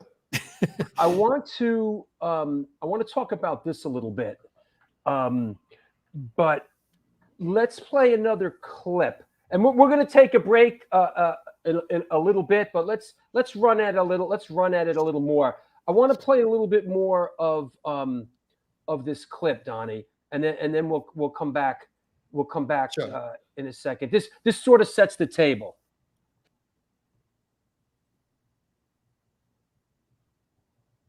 There was a scary moment in my opinion, in the moment of this, in the history of the studio and hardcore in my studio, okay, the Don Fury studio. And that was as the original, you know, let's say call it the first wave of New York hardcore, began to slow or fade even. Lots of people were saying it's dead, it's done, it's over, you know, like they just said it outright that it was, and this we're talking like maybe where, 86, 80, somewhere around there, right? Oh, it's gone, it's not coming back.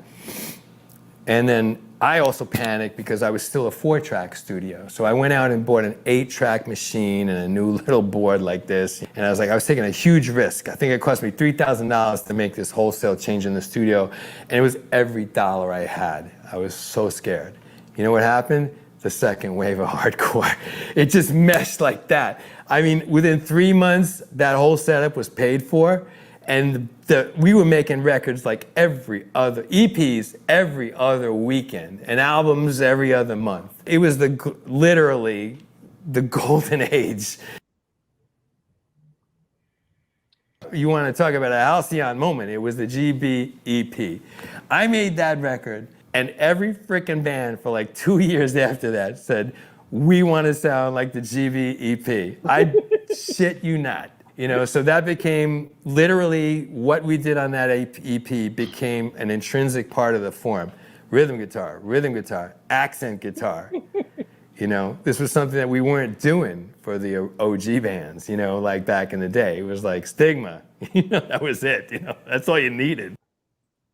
I love that. Stigma. Back before that, it was just Stigma. Yeah. Right?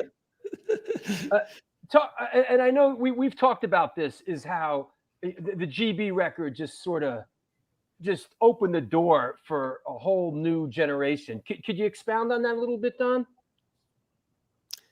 I mean, other than just saying it like that, I mean, I'm just telling the truth.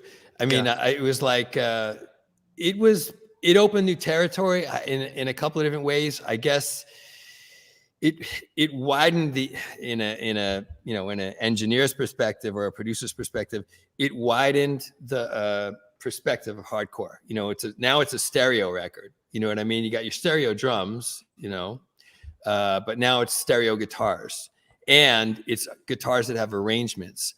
A lot of what the guitars do, a lot of what the accent guitars do on the Biscuits EP, it's like if you had horns in a band, that's what you would arrange. They were kind of doing, you know, octaves, right? Yeah, you know, that kind of stuff. And that would be what you would write for a horn section, you know, if you had horns in your band, right? And so it opened up a new melodic front. And on top of which, you know, I mean, I guess Civ was dabbling in melody, right? So there was melody in his voice as well. And the song structures in general were tight, they were interesting, they never let up. And I mean, you know, you can't quit on these, you can't quit on talking about this. It was just like all the bass lines, just the movement on the bass lines, that wasn't typical. You know, is it safe to say that this guy had a lot to do with it? I love that. That is the only picture of me and Walter that exists. Yeah. And that's here in Troy. That's in my Troy studio. But yeah, but Walter was a big part of the songwriting process and the Gorilla Biscuits records, correct? Yes, definitely. You want me to keep going? Yeah. No, I was just trying to sprinkle in some flavor. Yeah, no, he did, and it was. I mean, in terms of the EP, I mean, they were ready to do the EP, and we did the EP like just as fast as any other record. But I Right. mean, it broke ground like in a revolutionary way. I mean, if you think about it a little bit, it probably prepared the way for post-hardcore also, just because now we can be musical, you know, or we can do this trick or that trick or whatever. And dare I pull this card at this juncture? Dare I pull this card? what card? This card. Well, I mean, me and Walter. We could talk about me. Well, and Walter. I'm just saying it's sort of open. I felt like this is sort of what you were inferring to a little bit, that it, you know, it's sort of. Yeah, I mean, we're to stuff like this. Well, you know, you'd have to go to Judge as far as post-hardcore is concerned, and you'd have to go to Burn as far as post-hardcore is concerned. If you want to go to post-hardcore, we can. Yeah. No, I'm serious. We can. But I'm just saying those bands paved the way. I mean, anytime you got the melody going on, or the arrangement chops that those bands had, you know, you're paving the way, you know, away from old school, you know, and many of the other forms which we totally skipped over. We didn't talk about peace punk. We didn't talk about, you know, I don't know if we got the word shelter in there, but there was, you know, Krishna core, you know, I mean, there were so many varieties of, and then of course straight edge. We had I don't even know if we said the word straight edge yet, but there were so many forms that came before post-hardcore. And I think one of the things that I don't like to use the word proud, because proud means you're taking ownership. But it was my studio, and I'm proud that so many scenes found it comfortable to work in my studio. I mean, if I had to use the word pride somewhere, that's where I would use it. Not about the work I did necessarily, just the fact that the bands felt good about coming to that studio, respected that they were going to be able to work, that I wasn't going to push drugs, or anything like that, or play or get high, while they were, or get high on their time or something like that, Sure. Which could have happened in just about any other place you might go. And I think that was the thing about that particular studio, because I've had 4 studios now. That was the thing about that studio that made it special, because it certainly wasn't the gear. we barely qualified on the gear for quite some time. It was just using the gear right and treating the bands right, I guess, is the best way to put it. Our friend KM says you're allowed to take ownership. The scene wouldn't have been what it is without your work. And here's a bit of a cross section of some of the hardcore stuff, and it's just the magnitude. Agnostic Front, Youth of Today, Underdog, Gorilla Biscuits, Judge, Madball, Life's Blood.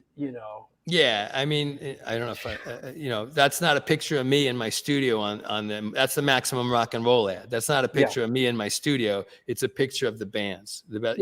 Show the bands. Yeah. I like the part under my name, New York Style. my one nod to like the industry. Excellent in-house facilities. What a load of crap. Yeah, we got a toilet. You want to take a piss? It's upstairs, but we got one. And you could smoke here too.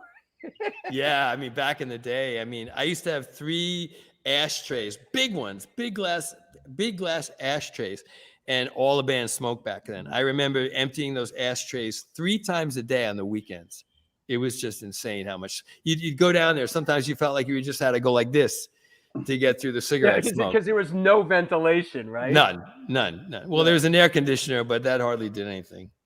You talk about the equipment and stuff, but we were used to playing places like A7 and rehearsing on like burnt out studios in Avenue B. So going in your place was like, God damn, we made it. It's like a Cadillac, right? Yeah.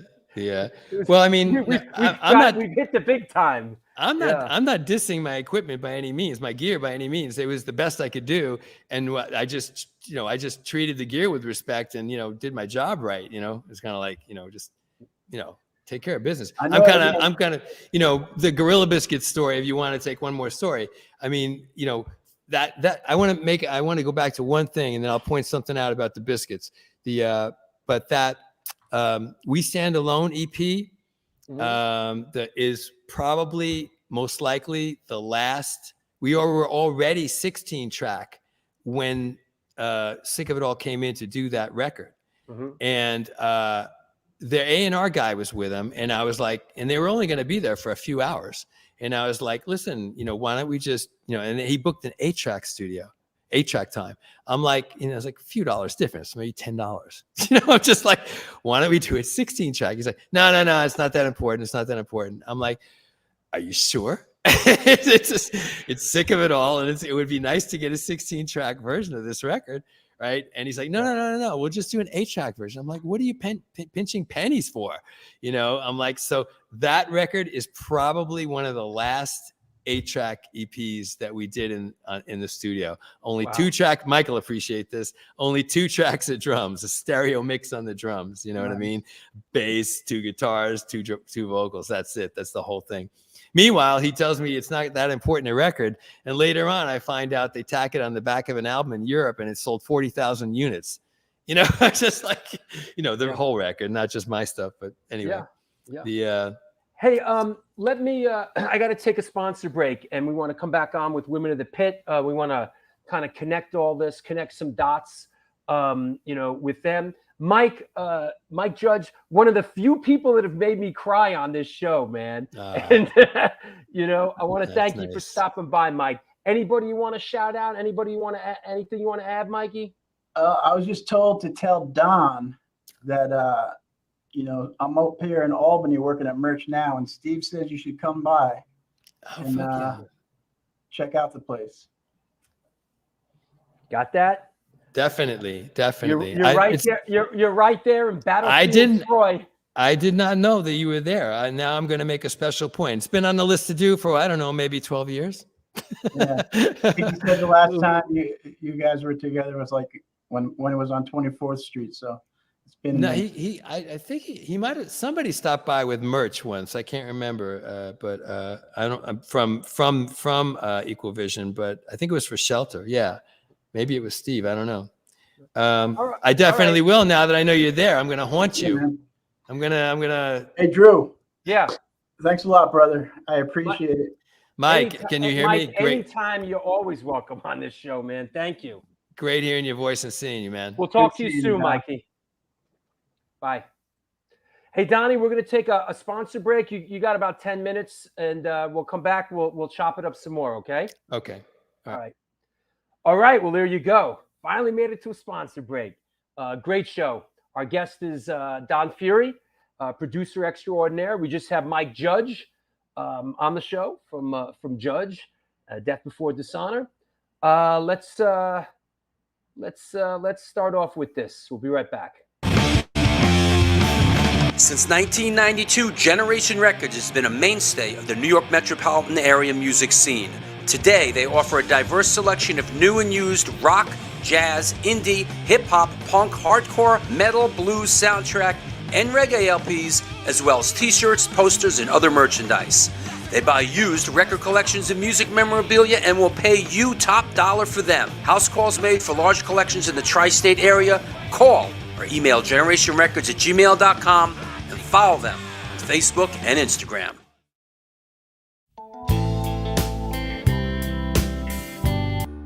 Hey guys, Vlad from Organic Grill. As you can see, we're in new location on West 3rd Street, right by Blue Note and Comedy Central.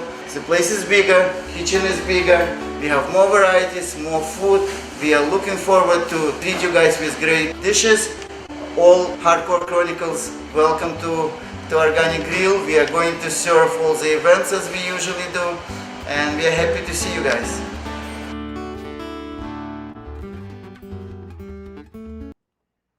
Well, there you have it. This is the New York Hardcore Chronicles Live. welcome. Great show we're doing. Want to mention that there is a Patreon page, and this show could use your support. You may be thinking about it. You might want to jump in the pool. We could use your support. If you love the show, please support the show. I don't like to get on here and hawk you, but please support the show. There's also a super chat feature here. If you do a super chat for a couple bucks, it comes through in color. We're going to do some questions with Don, and I can't miss it. You go to the front of the line, but please support the show on Patreon. There's also a PayPal address there if you want to contribute something to the revolution. We are the New York Hardcore Chronicles Live. And we are sponsored by blah, blah, blah, blah, blah, and DTFM Vinyl Distro. It's a record store that specializes in underground music, punk, ska, hardcore, metal, and more. Located in the heart of Fargo, North Dakota's Industrial District. Shop in person or online at www.dtfmvinyldistro.com, where the motto is death to false metal. That said, I want to mention that we have Tompkins Square Park show on coming up. Tompkins Square Park, Saturday, September 24th. This is going to be a great show with great bands, including The Bangers, Butterbrain, Incendiary Device. It is going to jump off tonight. From Gogo Bordello, Mr. Eugene Hutch is doing an acoustic hardcore set. The Mighty Rebelmatic and 24/7 Spies. This is in our beloved Tompkins Square Park. So put your shoes and socks on, kids. It's right around the corner. Also want to mention the next 4 shows. Coming up, our old friend from Monster Voodoo Machine and from band management, Mr. Adam Sewell, is on October 12th. Robbie Steve Davidson from The Exploited and Billy Bio. He's a filmmaker. He has a new film, Dick Dynamite 1944, coming out. He's on October 19th. Sunday, October 23rd, Chris and Eddie from Powerhouse. Come on now. Sunday, October 30th, the Halloween show with Damien from Sam Hayes. They're going to come on and talk about it. That said, yes, Powerhouse. Yes, Eugene's going to kill it. You have an announcement to make. Is that right? Where are you, Rat Bones? Where are you? I'm out here. What kind of announcement do you have? Hey, what's up, man? What's up? Yo, I want to just let everybody know. I know people are going to be going. Can you hear me? Yeah. Everyone's going to be going out to see the photo show this weekend down in the LES. But if you do have time, my development that I live in does a big one-day flea market sale between 8th and 9th Avenue on 25th Street from 9 a.m. till 5 p.m. I'm going to be outside selling all kinds of shit, man. It's fucking crazy. I do well every year, and I'm also going to try to make the show with Steven and Richie over there. So, right. you know, I'm back working. I got a surprise guest in the back over here, but he's inside. Ah. Are you a cuz? Yeah, I'm back over here with Cuz doing some work out here in the field. All right, in New I'll York keep City. an eye out for you. I want to say hi to Cuz later. Hey, I'll be back on the next couple of shows. Miss everybody. Hope everybody's had a great summer, and we'll see you in the park show, definitely. I'll have a full setup in the park show. All right, Rat. Peace out, everybody. All right. Well, there you have. Anybody else want to come on today? That said, let's clear the deck. Let's bring on our friends from the Women of the Pit. Of course, I'm talking about Gina V and Laurie Dawn. Hello. Oh, hello. What's going on? What's going on, Gina? What's going on? Look very, very efficient. What's going on over there? Oh, I'm at work. This is my All break. right. I'm taking a little break for the show. Okay. And this is my work here. Hey, this is my work here. There you go. We're all at work. Let's do the women. Let's do the Women of the Pit spotlight, huh? Business. Let's do it. Let me find these now. This band ties in, and Don, I'm going to bring it back on in a second because in a lot of ways. Well, first let me put up a photo, and you guys explain what we have here, and we'll bring Donnie back on as well. So tell us who this is and what's going on. Okay, so we're going to Peru this week with a band called Tomar Control, which is a all-female straight edge band. And when they started, they were the only all-women hardcore bands in South America. And the tie-in here with Don is, well, to echo what Pete Kohler said before in the chat room, they are influenced and exist because of some of the bands that Don has worked with, like Gorilla Biscuits and Judge. So they're kind of like disciples here. Yeah. Now I have a little bit of their music, and let's hear a little of this. Yo, this shit is hard. Yeah, it's good. It's yeah, good. I'm not mad at these girls. Yo, I like the picture. It's like, are any dudes allowed to come to the shows? It looks like all like do they stop you if you're like a dude? Do they stop you at the door? Like, no. Hey, this is huge. This is huge for South America. They say that there's not that many women, you know, in the scene, but then they came on, and you know, now they've got this great female following. Yeah, you know, we were talking a little bit before with Don on the show and in the pre-show about how, like, in the mid 80s, you know, there was like some chatter about is hardcore dead? Is hardcore dead? And then you see a band like Tomar Control from Peru, you know, an all-girl, vegan, feminist, progressive, hardcore band, you know, in Peru, where you would least expect it, show up. So that is the influence, not just that came, you know, not just in our country, but this is worldwide. And that's just incredible. Here's another shot of them. And yeah, they're a great band. They just got a new guitarist. They're working on some new music. You can hear their music right now on SoundCloud and Bandcamp. And they've got a new release coming out. They said the beginning of the year, look for it January and February. And here's the no dudes allowed crew. That's not even a thing. You're making that up. But they're into creating a strong scene, right? And they want their scene to be stronger. They like the hardcore scene because it's small and community-like. So they're building a community of women. I love it. The joy on their faces is worth the price of admission alone. You could just see the joy on their faces, and that's really what it's all about, you know? Mm-hmm. Mm-hmm. Yeah. And not only do they, you know, kind of stand for the straight edge and, you know, veganism of it. Most of these hardcore bands I see couldn't carry their jock straps. Absolutely. This shit, this is popping for sure. Yeah. Love it. Yeah. I love it. They're great. You know, let's bring Don back on. And hey, Donnie. Hey, Don. Hey, I want to jump in on this right away. Can you girls hear me? Yeah. Yeah. Okay, cool. I mean, I don't, you guys are talking about boy bands from back in my history. I mean, I also work with the Lunatics and Blood Sister and stuff like that. And I want to tell you something about Tomar Control. All right. Anytime those guys want to work with me, anytime. That's incredible. Okay. That's incredible. I love Spanish hardcore.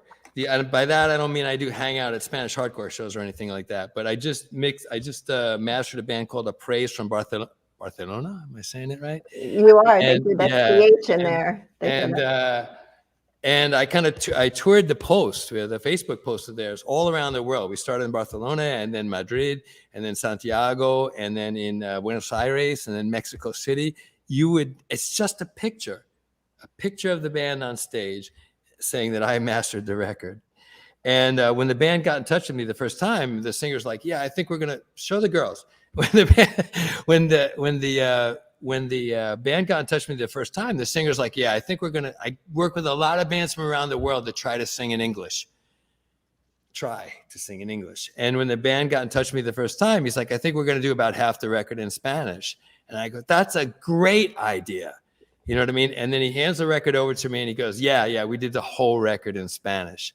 And I'm like, that's awesome. They're a really, really, really good hardcore band. Mm-hmm. And, you know, I mean, I've done bands from From Guatemala, Argentina, Peru. Like this thing reaches so far. I would love, and anybody like them. You know, it's Let me tell you something. We got a lot of great bands from all over the world. We could send them your way.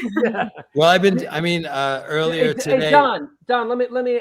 You know, we've spoken, and in a lot of ways, like these kind of bands there's a lineage there. You know, and I don't want to get heavy and say in a way like they're your disciples, but you know, you are responsible for. I wasn't there. It wasn't me. You were. I mean, heavy live a little joke. A little joke. Today, you know. To quote this guy right here, to quote this guy right here, right? Heavy is the crown. Rat Bones. Yeah, heavy is the crown. That was Rat Bones line, and yeah, there's a direct lineage there. Now I know, Don, you've worked with a lot of bands from all over the world at this point. Do they make the pilgrimage to you? Or I wanted to follow up on that with you. I'm glad you brought that up because it ties right into what the girls are saying and doing. Yeah, I mean, back in the day when I was in the city, I was in the city for 30 years, right? They would, they would fly to New York because New York was a cool place to hang out, and they always knew somebody they could crash with, and flying was easier, and there wasn't, whatever, terrorism and plagues, whatever else. So that was a lot. We worked with a lot of international bands back then in different ways.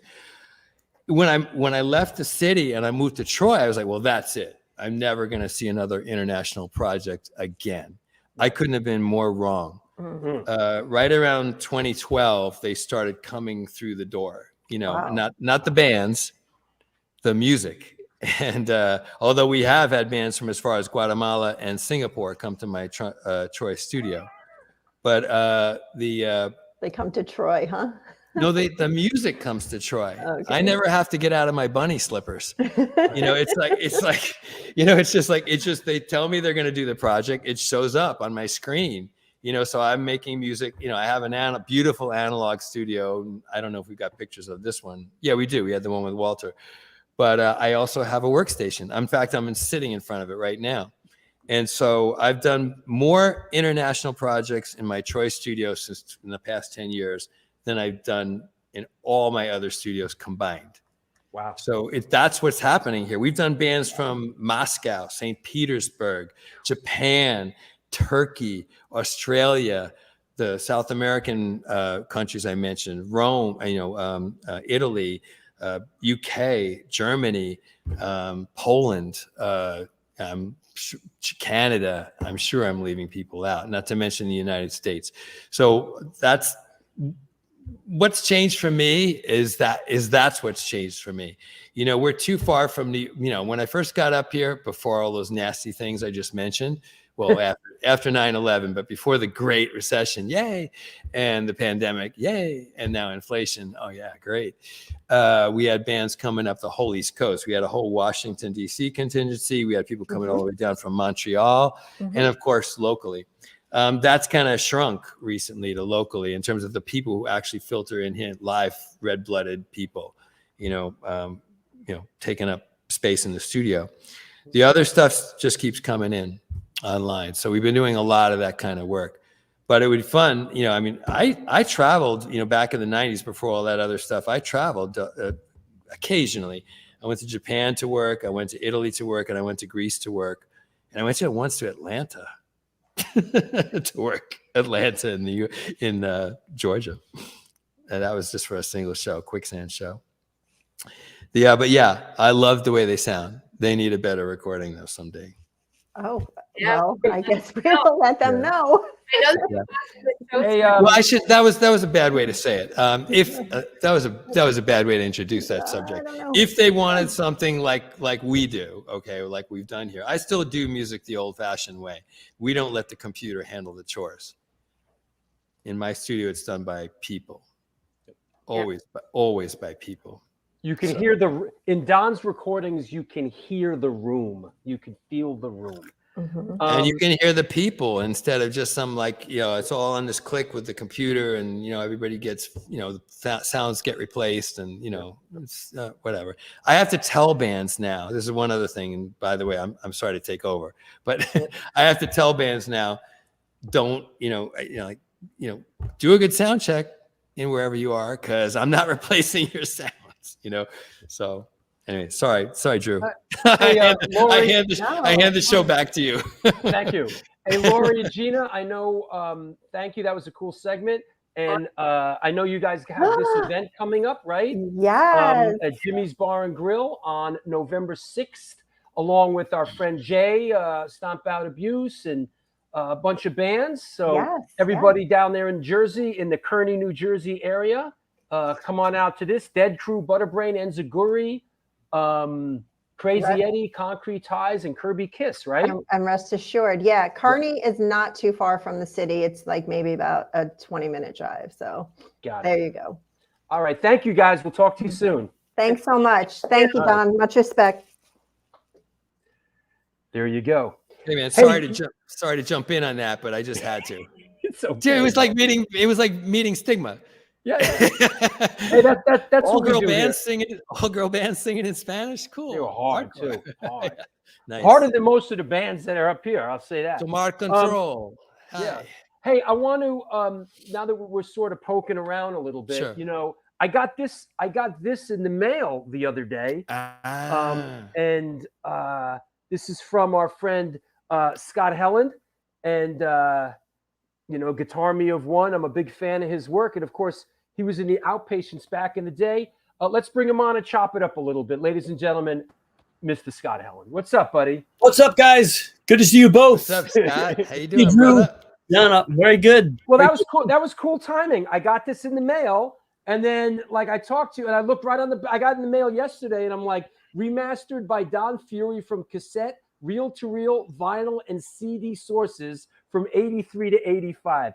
Scott, just set the table a little bit. Like, how did this happen? What did you just put everything in a box and mail it to Don? Like, how does that work? Well, basically it's all, online. I send it to him, like we transfer or something, but we've known Don for a while. We did the Test of Time record with this album with Don 30 years ago in 91, 92, somewhere in there.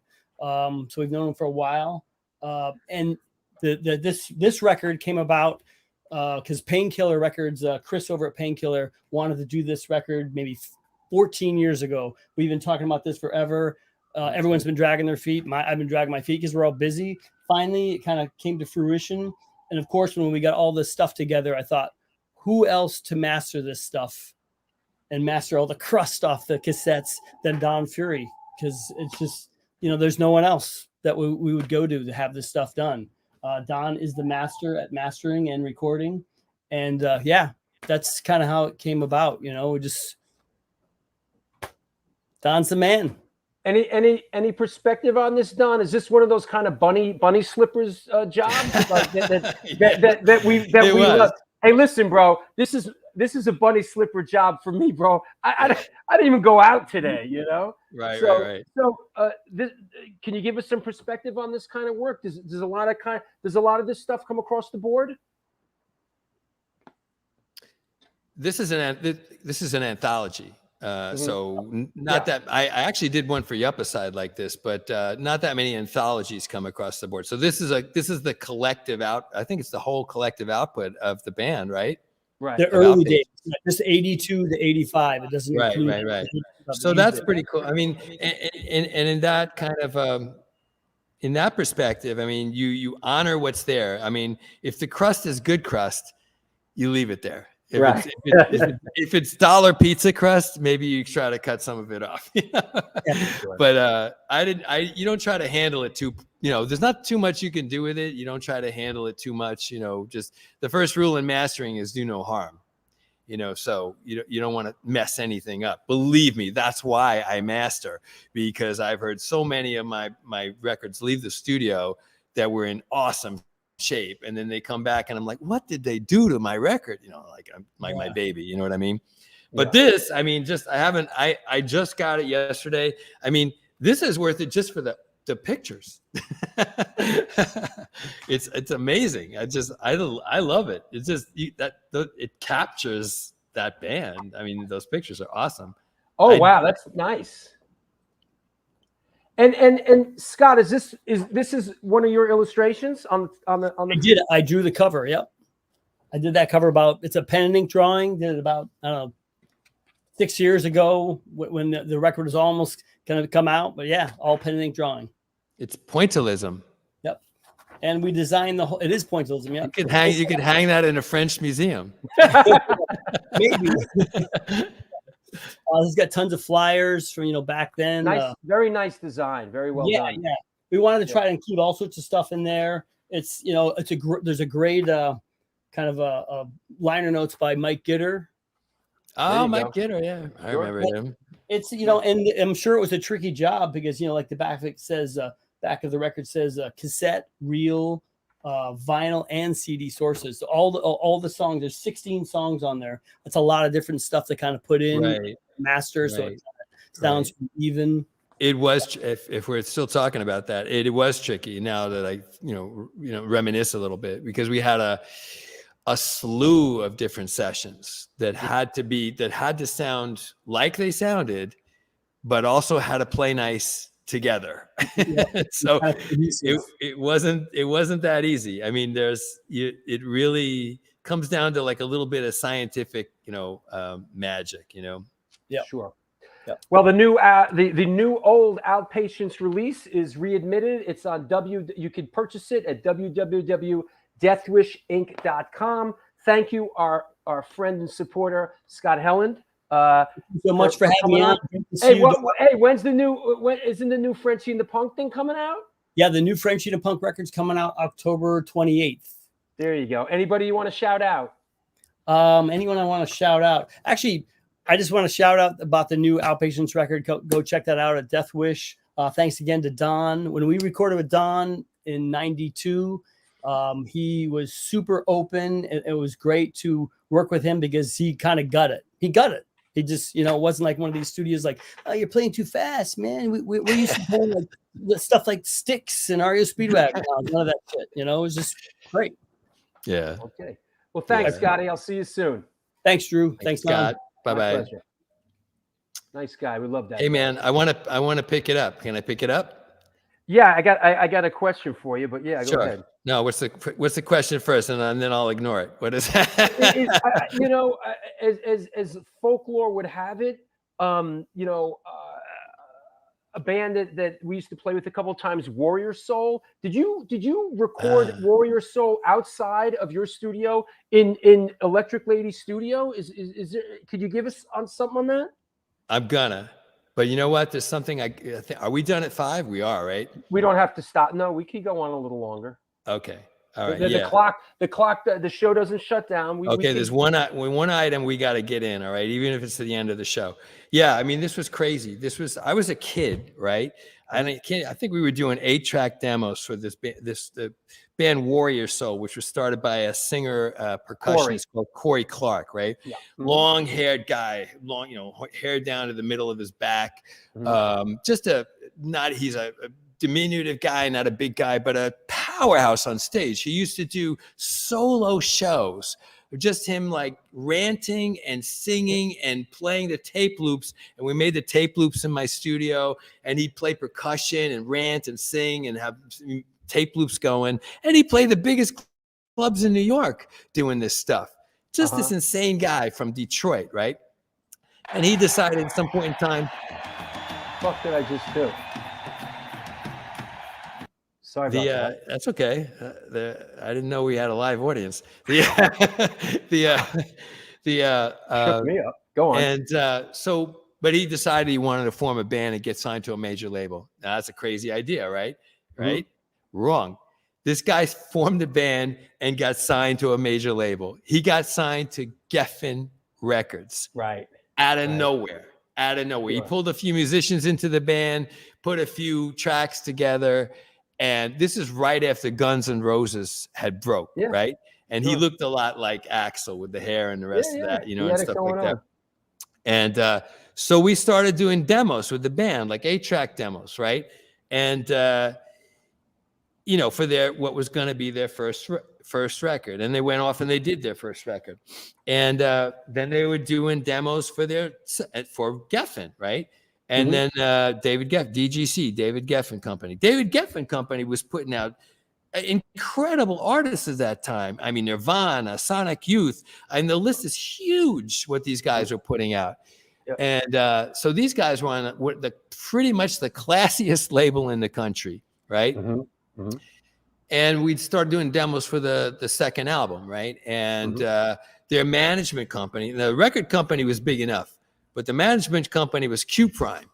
Q Prime eventually would be, you know, was managing like, Queensryche and Whitesnake, and eventually Metallica, right? This is a massive, is Peter Mensch and Cliff. They still manage Metallica. They still manage Metallica to this day.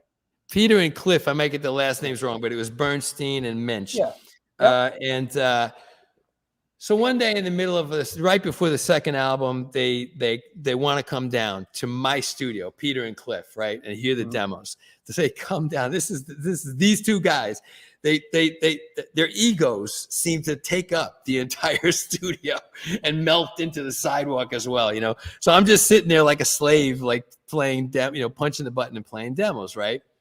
They do go and do the record with a producer. I'm not going to name the producer. They go through a lot of their budget. They're spending hell a lot of money making this record.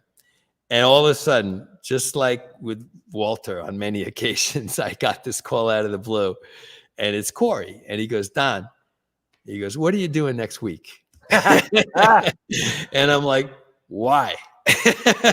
He goes, we want you to come and work on the record with us. And I'm like, holy shit. I'm just like, so he's on his way over, and they come down. We discuss the record. I tell him what I want, and I kind of blow his mind a little bit about what I want to do the record. And then I go, where are we working? And he goes, Jimi Hendrix's studio, Electric Lady. And I was just like, I grew up idolizing Jimi Hendrix. I almost fell off my chair backwards. And then I'm just like, oh my gosh, a couple of days later, I'm sitting in Jimi Hendrix's studio, re-recording all the guitars for the record for David Geffen Company and Q Prime. Right? Hold on. I have a visual. Are you ready? Sure. How's that? How's that? That's Jimmy. Yeah. You were sitting in that studio, theoretically in that chair, right where Jimmy's sitting. Yeah. Well, that was actually where we mixed the record in Jimmy's studio. Also, that is Studio A where Jimmy's sitting right now. Okay. I believe. Right. We cut the guitar. There's 3 studios there: C, B, and A. That's right. We cut the guitars in B. We mixed it in A, Jimmy's studio, where he did Electric Ladyland. Woo! And I was just like, and I'm sitting there, my girlfriend, who was at the time, who was in a band, was like, I don't think she could take it anymore. She was a guitar player in a band. She's like, and her best friend was the chief engineer at Electric Lady. I just think that just blew too many fuses in her brain. She was like, I can't take it. It's just like yeah. And then I got to work there later too. I got to work there. I got major managed after a while by World's End America. And I was sent back there to do some stuff for Orange 9mm. We did some mixes in Studio C. So I actually got to work. Yeah, that's the outside of Electric Lady. This is an old photo in my archive, but just as a reference point, this is it right next to the old 8th Street Playhouse, which is incredible. And it looks like nothing from the street, except that wall there is a curved brick wall, which is strange, very strange looking. It's like it just butts out of the street as a curved wall, and it looks like almost nothing from the street, but it's a pretty big facility with 3 studios. Just as a side note, and of course, when we used to come down from the Bronx as juvenile delinquent teenagers and wander around the village, part of our pilgrimage after getting off the A train, we'd walk down A Street and we'd smoke back then it was known as a joint. We would smoke a joint in the vestibule of Electric Lady Studio. That was absolutely part of any juvenile delinquent. And then one other quick side note, I want to say that after you worked with the band in Electric Lady, I believe it matches up with when I was singing for Antidote, played with them at the Limelight. Warrior Soul Antidote Oh. joined them in filming their MTV video. It was Warrior Soul and Oh. Antidote. I think this was like 90. Does that make sense? It was like 1990. Yeah, it would have 89, been a little bit later than that, probably. Yep. Yeah. 1990, somewhere around there. Yeah. 1991, 92. Yeah, join them. So we crossed paths with Warrior. They were great. You know, they just didn't seem to catch the wind, you know. Yeah, and yeah, they were too edgy. You know, a lot of the bands in New York, all the post-hardcore bands, Corey's band, it was too edgy for the majors. And so what would happen is a band like Quicksand and Helmet maybe would come out and blaze the territory of post-hardcore, right? Sure. But they wouldn't, you know, they wouldn't catch fire. They'd sell their 100,000 records, right? And they'd have videos on MTV, which is the funnest thing ever to watch. But then a band like Tool would come along, take all the riffs that they wanted and make a $1 billion, you know, a banana million dollars off of post-hardcore, you know. That's just great. You know, they didn't blaze the territory, but they were the one that reaped the rewards. Can we take a few questions from around the world? Are you up for that? Or do you, or is there something we need to get into before we do? Well, that? there's so many things we could talk about this, but there's one. Some of these questions will lead us to that. But if but there's one that somebody's not going to know about, and I really want to get it in. It's a shout out, basically. Yeah, go ahead. We had I'm gonna roll it back to Agnostic Front and back to Victim in Pain. And we recently, only in 2022, this took way too long for us to try to accomplish. But there was a digital transfer done of the original mixes, not the mastered mixes, of the original mixes from the original studio tape of Victim in Pain. Right. We did the digital transfer at the beginning of 2022, and there were issues. There were issues with the tape. There were issues with the transfer. There were some broken spots that happened in handling and stuff like that. And I was panicking. I was miserable because I was like, we're not going to be able to use it at any point in time. You know what I mean? This is horrible. This is terrible. Sure. And so I have to do a shout out because I called a friend of mine in New York City, Emily Lazar. She runs a fantastic mastering house there, and she's very accomplished as a mastering engineer, all on her own. And I said, Emily, what can I do? What should I do? Is there anything you can think of to that might help us out working with this? She goes, well, I'm not going to be able to restore it, but I'm going to turn you on to somebody who might be able to help you, who probably can help.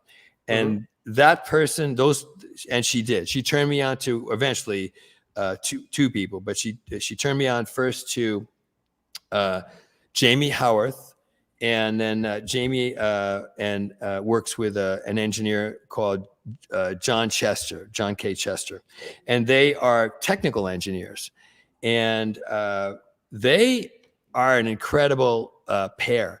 They've worked on, and Jamie's an incredible artist. They've worked on projects from Bruce Springsteen and Rolling Stones and Queen and Neil Young and stuff, and famous blues artists. You know, these are top-notch Grammy-winning, Emmy-winning technical engineers, and I'm holding Victim in Pain like this, going like, help, help, help.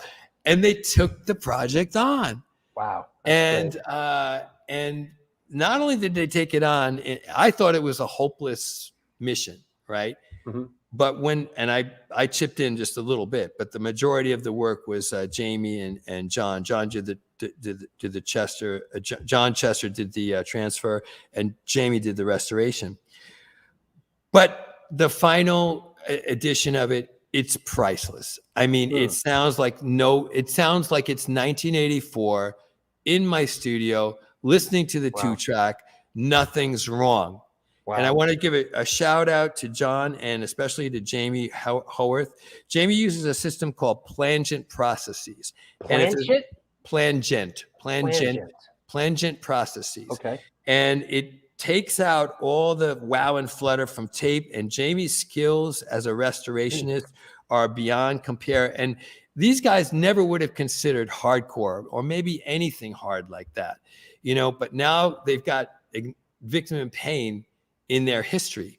And I want to just say to any bands from around the world, if you're metal, hardcore, punk hardcore, if you've got records from back 20 years ago or 30 years ago on tape, and you need some professional work done, some top of the notch, world-class work done, look up Plangent Processes and Jamie Howarth. Give him a try, see what he has to say. That's all I got to say, because they literally saved Victim in Pain. Wow. I can't be more intense about it. I mean, I practically fucking cried. Anyway, I had to get that out, man. No, you got it out. A very emotional thing. Where were we going? We're taking questions, right? We're going to take questions from around the world. Right. Let me clear the deck a little bit, and let's take a couple things on here. Let's start with our good friend and supporter, who I was just with last night when we played. Astoria Lou says, can you talk on your involvement in Quicksand's Manic Compression second album? I know that you have a production credit with Wharton Tears, and that would be this. Any perspective you could lend us on this? Sure. I mean, I'll give you the lowdown on those credits if you want. I was surprised, you know, when Quicksand did Slip, I was probably, I guess, a 16-track studio at the time. There was no way that a major label was going to give me, you know, $100,000 budget to work with. I didn't have the track record to do something like that. But I contributed some tracks to Slip, you know, Head to Wall, Lie in Wait, at the end of the recording process. And I'm like, okay, I got some major label credits now, you know what I mean? And they came out great, you know. And I love they had a problem working on Slip. The original engineer, I think the original producer on the project was Ted Nicely. He got fired in like a week. And then, you know, Steve Hagler, who was awesome. He was their engineer. He finished the record and did a great job with Slip, including the tracks that they did at my studio. He mixed those tracks along with the rest of the album. So when they got around, and I was doing all their pre-production. I mean, I did their first EP, you know, you got me on the camera. They did my first EP. Can you see this? Yeah. Yep. Back in the day at my studio for Revelation. And we did all the pre-production for Slip. So all those songs were recorded first at my studio for Slip. And then they did all the pre-production for the next record, and Manic Compression. And I was a little shocked, you know, having put a couple of that I didn't get to work on it right away. You know, having done all the pre-production and having done, you know, the hits basically, or a couple of the hits on Slip, I was a little shocked about that. And they ended up going, if they had to go out to, and I didn't have a lot of major label credits, that's okay. And I wasn't a major label studio. I didn't have that, you know, that quality of gear, but we did fine with their earlier material. And if they had been sending the band out to LA, I would have understood it better.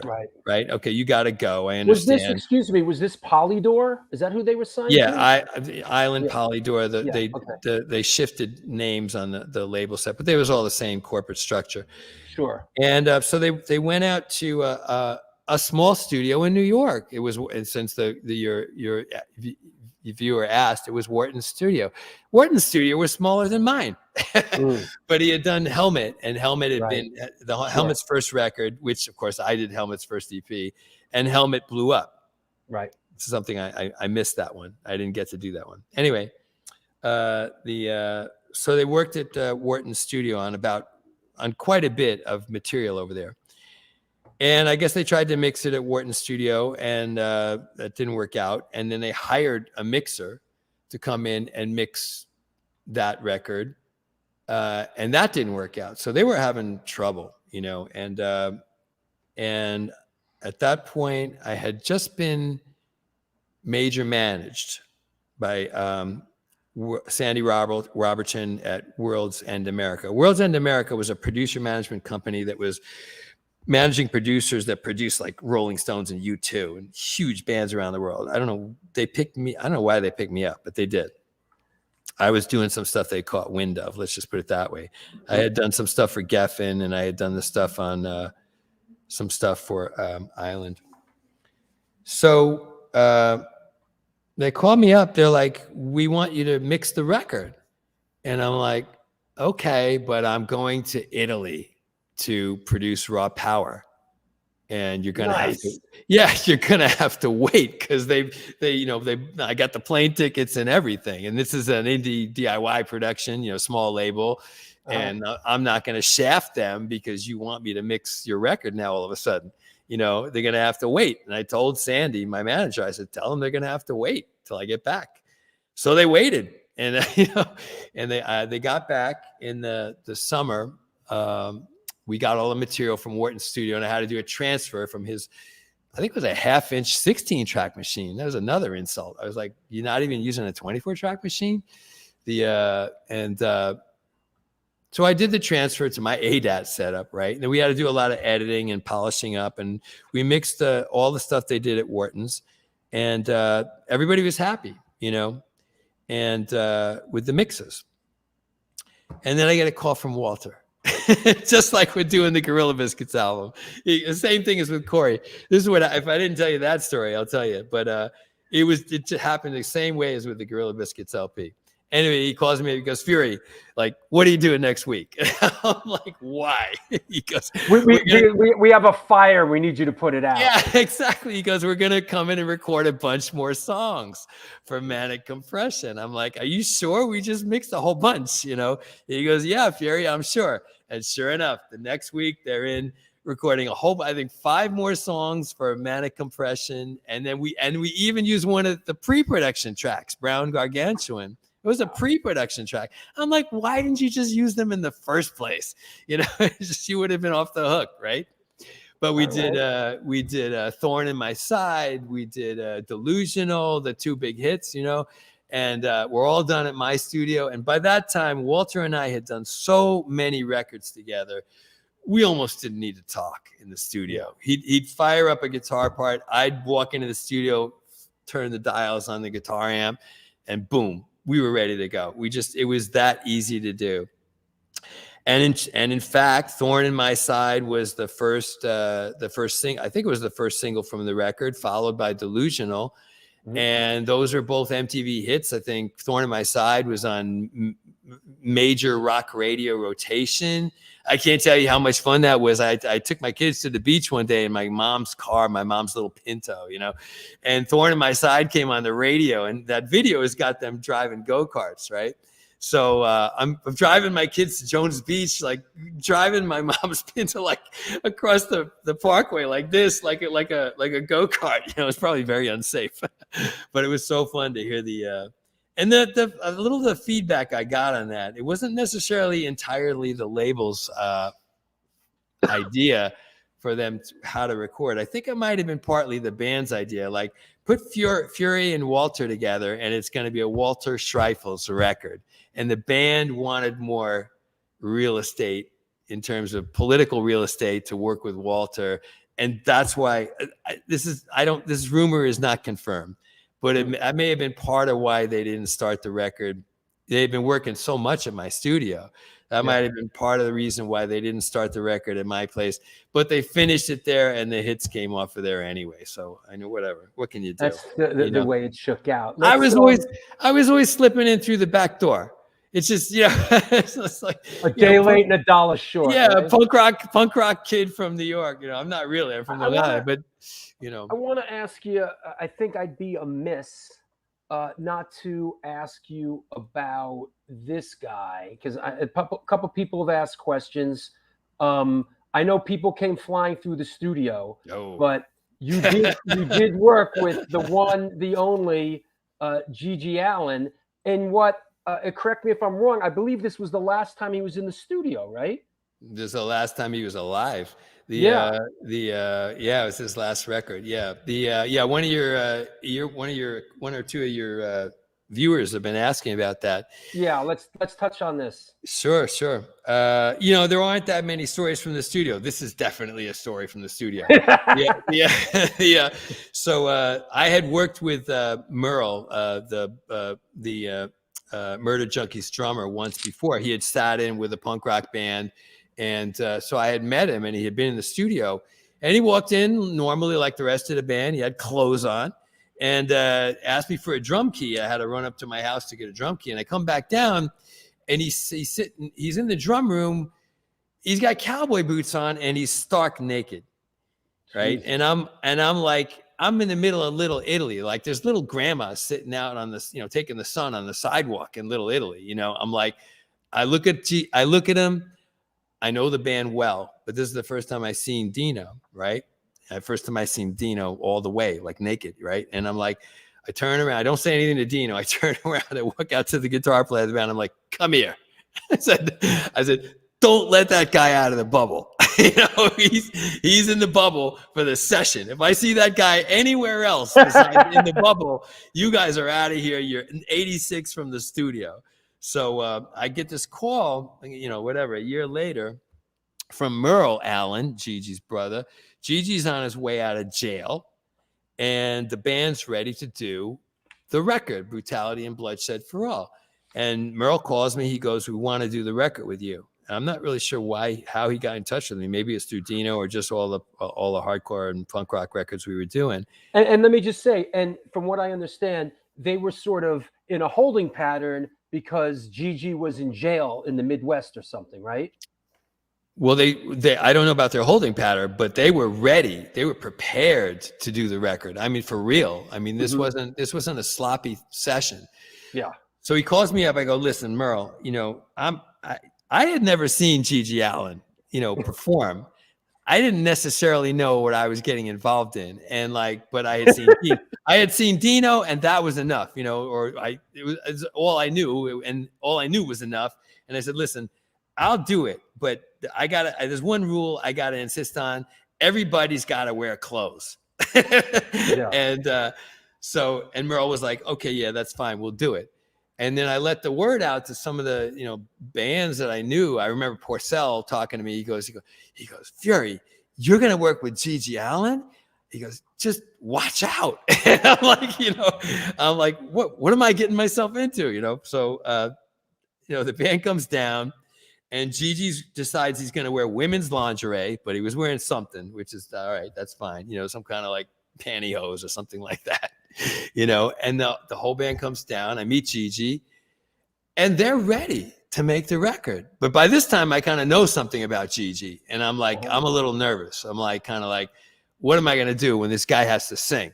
The band seems all right, is all right enough. Right. Yeah. What am I going to do when the guy has to sing? And boy, was I surprised. He was ready to, okay. And he comes into the studio. He has this, loose leaf papers with his lyrics on. He impales the lyrics on a mic stand on the top of on a cymbal stand, right in the corner of the studio. I'm like, all right, Fury, this is it. What are you gonna do? The rubber's about to hit the road. Exactly, right. Or the shit stain, one or the other. Yeah.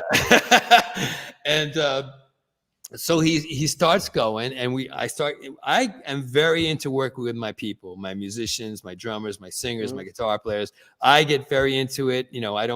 I don't boss them, but I try to find out what they're doing, and it's my job to get them to do what they want to do. So what am I going to do with Gigi? So he starts, right? And he lets me work with him right from the get-go. I was so surprised. So here I am, me behind my console going, Gigi, listen, can you do the second chorus a little more brutal? Wow. And he does. It's just I'm like counseling Gigi was he be more brutal. Was he lucid in the studio or was he wasted? Totally lucid. No, not at all. They Not were at all. straight They arrow. they played it straight. Straight arrow. We did that record in 6 or 7 sessions total. Wow. In between somewhere, they had a show somewhere. He came in, he had scabs on his bloody scabs on his head. I still had never seen them do a show, right? But I heard the stories, right? Yeah, they run around. He runs around, throws crap on throws people. monkey poo, right, and cut blood and stuff like that. Hits people, exactly, right. You know, punches girls in the face and all that. Right. Yeah. So, you know, and they told me some stories in the studio, joking around about how they tricked their roadies and you know, put something in their food or something like that. And then they'd always ask me when they went up to the bodega on the corner, I'd be like, Fury, you want anything? I'd be like, no, I'm good, man. And then 2 minutes later, I'd go up to the bodega and get what I wanted. You know, I don't want anything in my food. Thank you very much. Yeah. I appreciate it. But about halfway through the session, I go up to the toilet in my house. My house is my kids live in my house, but like I don't think they were there at the time. This is probably a little after my time with the kids, but I go up to take a leak in the bathroom. It's got a nice tile floor, black and white tile floor. I mean, a nice Italian bathroom, right? I go in, and placed in front of the toilet on the floor, all nice and neat, like artwork, is a turd. Oh, Jesus. It's way too big for my cat. You know, it's like as big as a big Jewish dill pickle, you know, that you'd get from a deli. It's and no water or anything.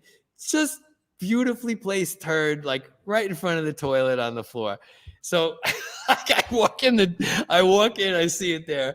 I'm like, I shut the door. I'm like, what do I do? What do I do? You know, I'm like staring. It's me and the turd for like, 3 minutes. I'm just staring at the turd going like, what am I supposed to do? I go, Fury, talking to myself, Fury, get some paper towels. Yeah. Pick up the turd, put it in the toilet, flush the toilet, get a mop out, mop the floor, take your piss, go back down, don't say a word. Play it straight. That's exactly what I did. Nobody brought it up. Nobody said anything. To this day, I don't know who did the turd. They never. It might not even have been GG. It might have been the one. Could have been anybody. It could have been anybody. But nobody let on. Nobody broke character. I didn't break character. We just finished the record. I think they liked that a lot because they were testing your metal. They must have gone back up there to check and make sure that somebody the turd fairy didn't come. How come we didn't hear anything? Yeah, to make sure the turd fairy didn't come and collect it before I got to the bathroom. Right. Michael Gutierrez asks, "Isn't there a Youth of Today and GG picture out there somewhere?" Yes, there is, and this is it. There it is, Youth of Today and GG Allin. And it's like, how the hell did these two cross paths? Well, there it is. That's why Purcell called it. Was like, you're recording GG Allin? Totally. That is an awesome picture. Isn't that great? I don't know where that picture comes from, but if you can send it to me, I would love to see. I would love to see that picture. I would love to have that picture. I got some pictures of GG in the studio. We got some. I had them on my previous Facebook thing till Facebook stomped on me, and I still have them. So those are amazing. It's from him making Brutality and Bloodshed for All, which, by the way, is a great record. I would just never play it in front of my kids. I found this photo in my archive, and we mentioned this before. I took this picture at the studio. This, of course, is the mic, right? This was the mic. Right. Yes. Yeah, we took the picture in front of the one Agnos, but this is the mic that was from Victim in Pain, right? Sure. I mean, we had, those have never been changed. I mean, they might have got a new capsule or something if they busted over the years, but the bodies are the same. I mean, I might have put a new grill top on them, but yes, those are the same mics for sure. I didn't need any other ones, right? Once you got an SM58, we do, just for all the gearheads out there, we do almost all of our recording with an SM58 handheld. Any engineer that makes you do it a different way, just tell them Don Fury said so. There you go. Our good friend and drummer, Chris Contos, says, "What are your favorite mics to use on drums in the studio?" Well, I'm not a big gearhead. I mean, I have a set. Back in the day, all the early stuff was done with either SM57s or SM58s because that's all I could afford. So all of those original recordings you hear, I mean, 80s and 90s, they're all done with SM57s and SM58s.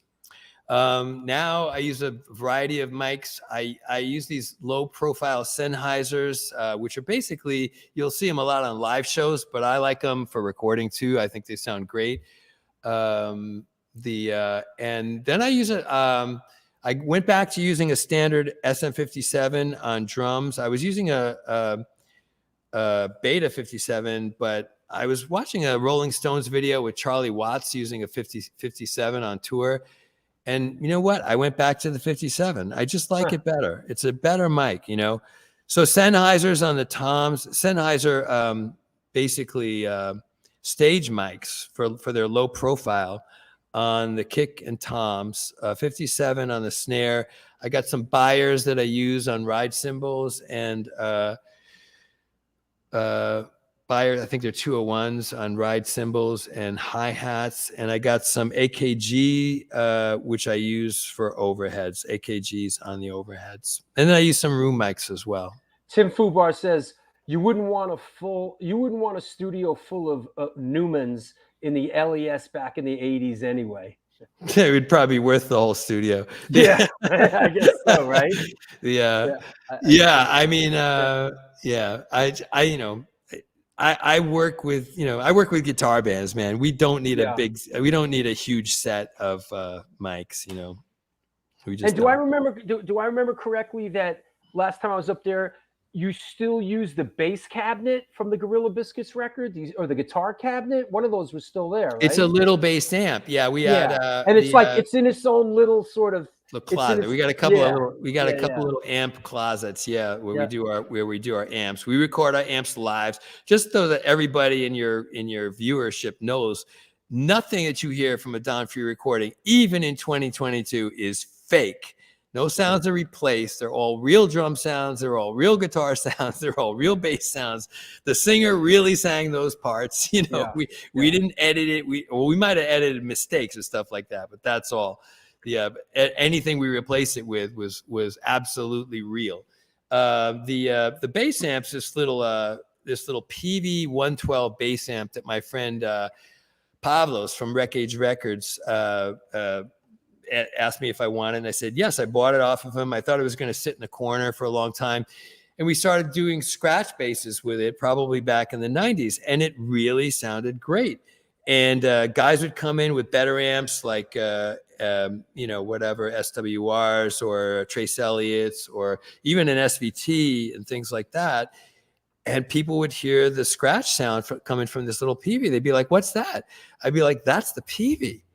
And that's my house bass amp now. It just has got a nice, it sits really well in punk rock and hardcore.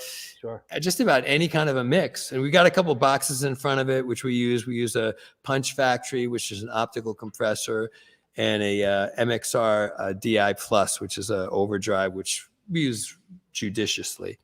And that's how we do it, you know. Drumming Moose asks, what's the make of the drum kit? The drum kit. Do you know what the make? I absolutely know what the make is. It's a 1965 Ludwig. Wow. Nothing special. We got one extra. There's a 12-inch up there, which I think, I'm trying to remember if it's a Slingerland or something else. It's a Mutt, and a Rogers Dynasonic snare, which is a nice deep 7-inch chrome snare. So nothing fancy about the kit at all. It's an average. You know, any kid would have had this back in 1965. He was one of my drummers, and I ended up having it for the studio, and that's what we've done all the records on for all these years. I mean, even like, you know, every single record, probably 19 out of every 20 records you've ever heard from Don Fury Studio is that drum kit. Once in a while, we'll have somebody bring a drum kit along, but that's infrequent. And right now, we have them set up with EC2s on all the toms. I think we've got a Power Stroke on the kick, and I'm spacing on what we've got on the snare. I shouldn't be spacing on this, but it's a coated head on the snare, a nice one. Our friend Bob Riley says, I loved mixing with Don. It was a battle of know this, know that, but Don listened to my suggestions, and I listened to his. He is such a talented musician and producer, and damn, and a great guy. Love you, Don. That's I got it. Can I say something about Bob Riley knows his mixing. I got to tell you. I would, you wouldn't expect that out of hardcore kids, right? Wow. But Bob is a music genius, I think. Yeah. And he totally understands mixing. Wow. You wouldn't necessarily think about that from somebody who's not the guitar player or whatever. Bob, I loved mixing with Bob. We were both right all the time. Right. And he was really, he knew what he wanted and we got it. And it was really fun to work with him. I got to say that. Yeah. He's good to drink with too, but I can't do that anymore. I scaled back on that a lot. Reverend Nikki Bullets from the Car Bomb Parade says, dude, I'd love if Don would do one of our records. Well, all you have to do is reach out to him, because Don Fury is open for business. www.donfury.com.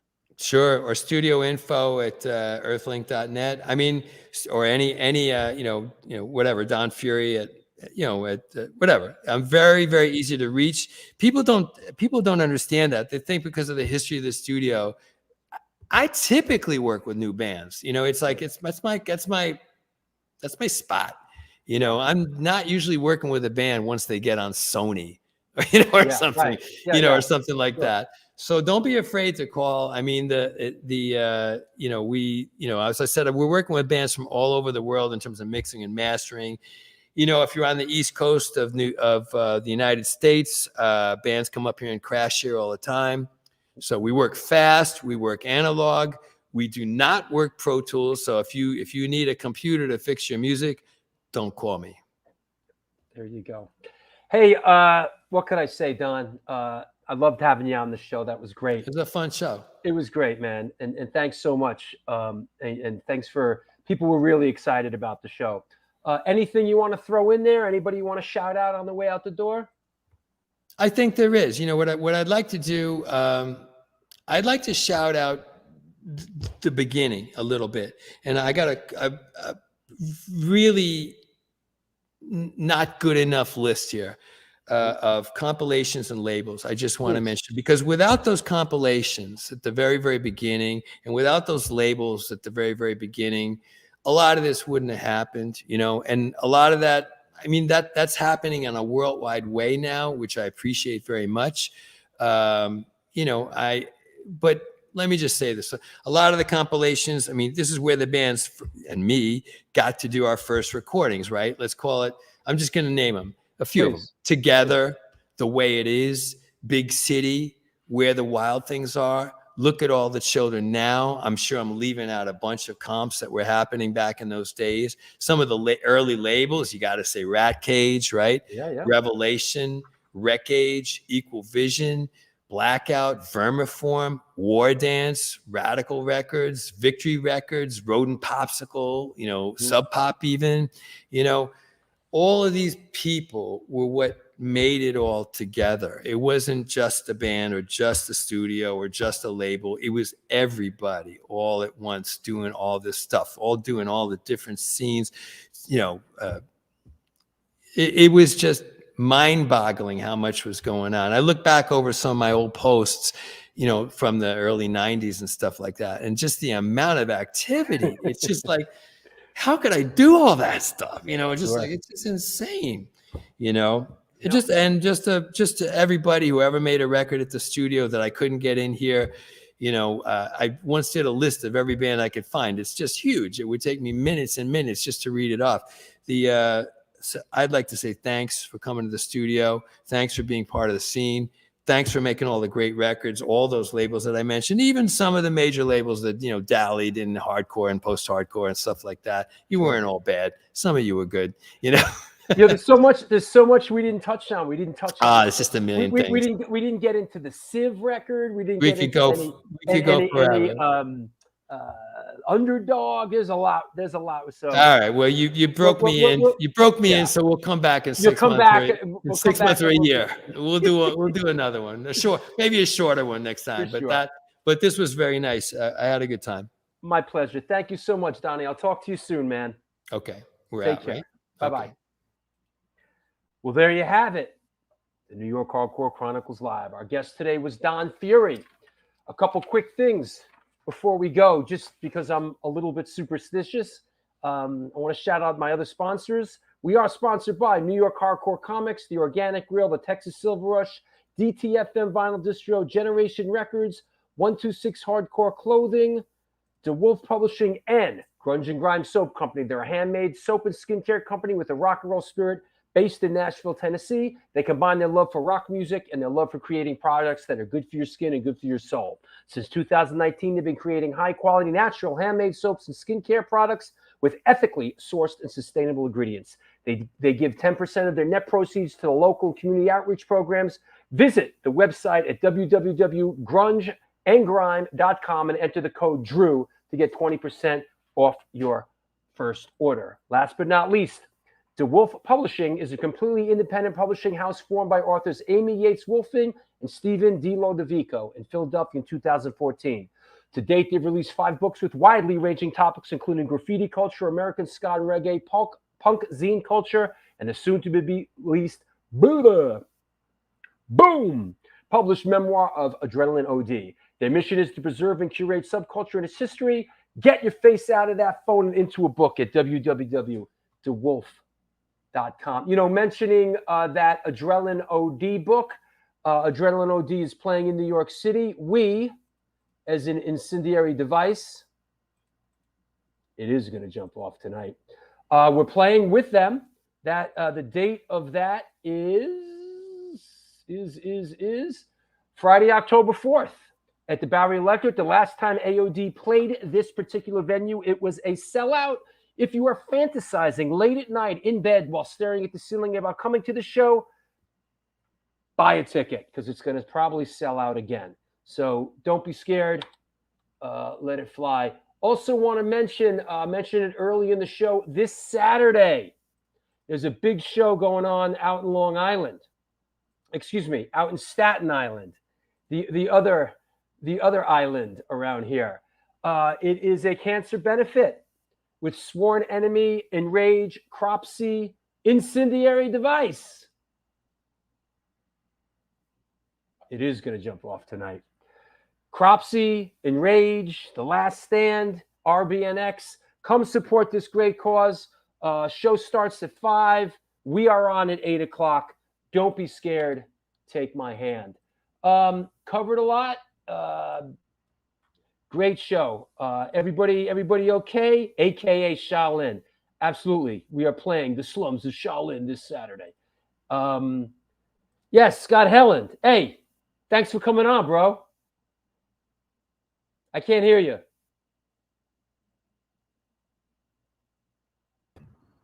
Let's see. It's not working. Yeah, no, there you are. Oh, it's back.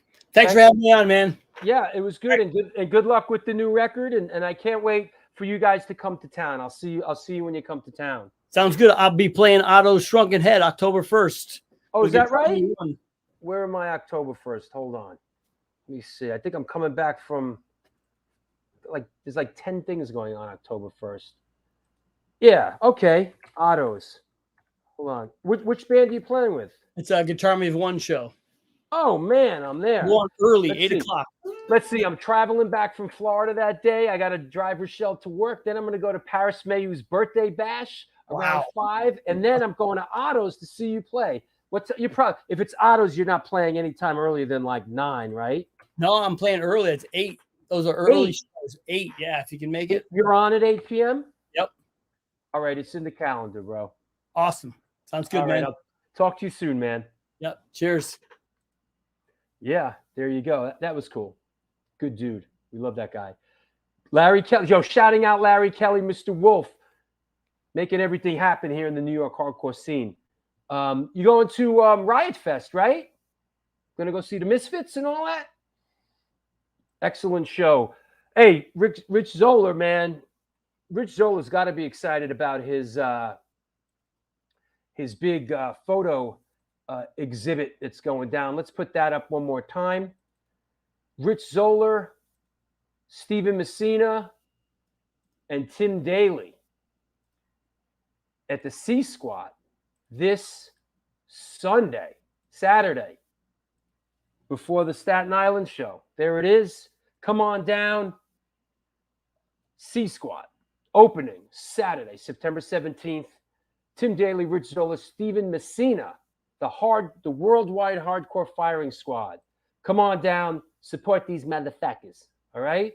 That said, what else? Let me see. Lori Dawn.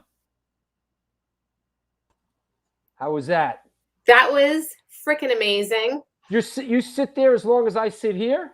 Well, I was also on a work call, so I figured, I'll get some stuff done. I'll listen to the show, Representing upstate records, huh? Yes. Look at what I just got today. I got the Concrete Ties CD. I'm so excited about this. You know what? Go on. Kim at Upstate totally hooked me up with this shirt, the stickers. Stickers. Speaking of Concrete Ties, funny you should ask. Sunday, December 18th, the Back to the New York Hardcore, the New York Hardcore Chronicles, Women of the Pit, and GBT present the Holiday Slamboree with Faded Line, Serial Poets, Concrete Ties, Voice of Doom, Daja, Spoiler NYC, featuring Alan Robert from Life of Agony, and Sworn Enemy. It's free. It's all ages, right? If it's free, it's for me. If it's free, it's for me. I love it. It's gonna be an awesome show. It's gonna be great. Yeah. So yeah, good stuff. And also, did you mention the one coming up on the 13th with Death Cycle?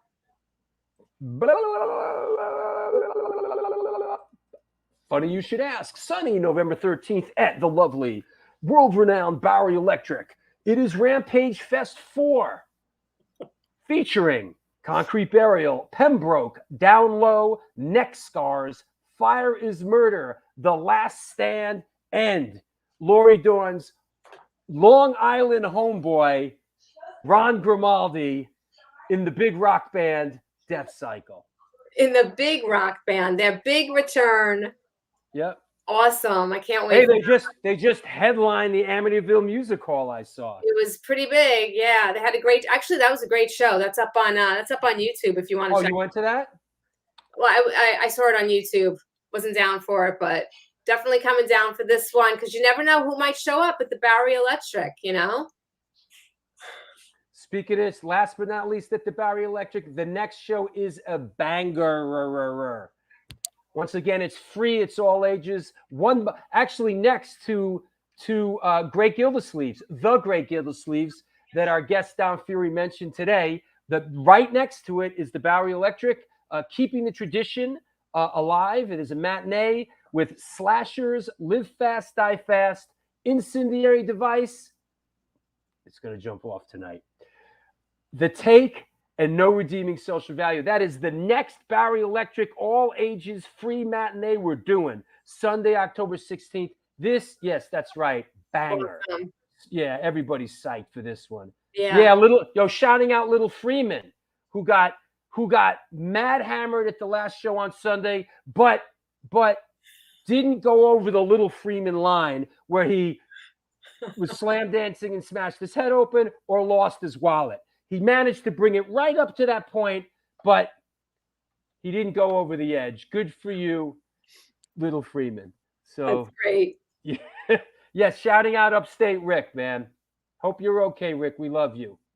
Larry Kelly's gassing up now to head out to Riot Fest to see the Misfits. And Eugene from Go Go Bordello, who we were with last night. We played last night. Yeah, that's great. He's going out to Chicago. There's a huge Ukrainian village out there. So is that right? Yeah, he'll be like up to his eyeballs in pierogies. Little Freeman, that's right. Yeah. Listen, I want you to drink at the shows. Everybody, I want you to come to I want you to come. The only way we could do these free Bowery Electric shows is if people drink. Now you don't have to drink alcohol, but a lot of people do. Now I want you to drink, but I don't want you to drink too much. That's right. And if you get hurt, you drag yourself up the stairs, onto the street, call the ambulance from there. Don't get hurt in the club. if you fall and you compound fracture your arm or split open your head and your brains are dripping out of your head, listen, this is what you Take do. it outside. Crawl up the stairs, crawl around the block, then call 911. Because if I lose this fucking show, if I lose these shows because of your antics, I will be fucking furious. Yeah. Astoria Lou still watching. Almost 3 hours in on this one. Yeah. Well, All this right. was a good one. It was much needed. Yeah. When does the first beer? When does the first beer free promo start? Yeah. Hey, maybe that's what I should do. Not only make the shows free and all ages, but maybe I should like somehow rig it so they can give out free alcohol too next. All right. I think that would be very dangerous. All right, Lori, I'll talk to you soon. Okay, bye everyone. All right. Well, there you have it. Great show today. New York Hardcore Chronicles live. Next up on Sunday, Paris Mayhew will be on. We'll be talking about our music video career that we had together. So listen, what can I say? Other than thank you so much for giving me the opportunity to do the show and do something that I love. Until then, do good things and good things will come to you.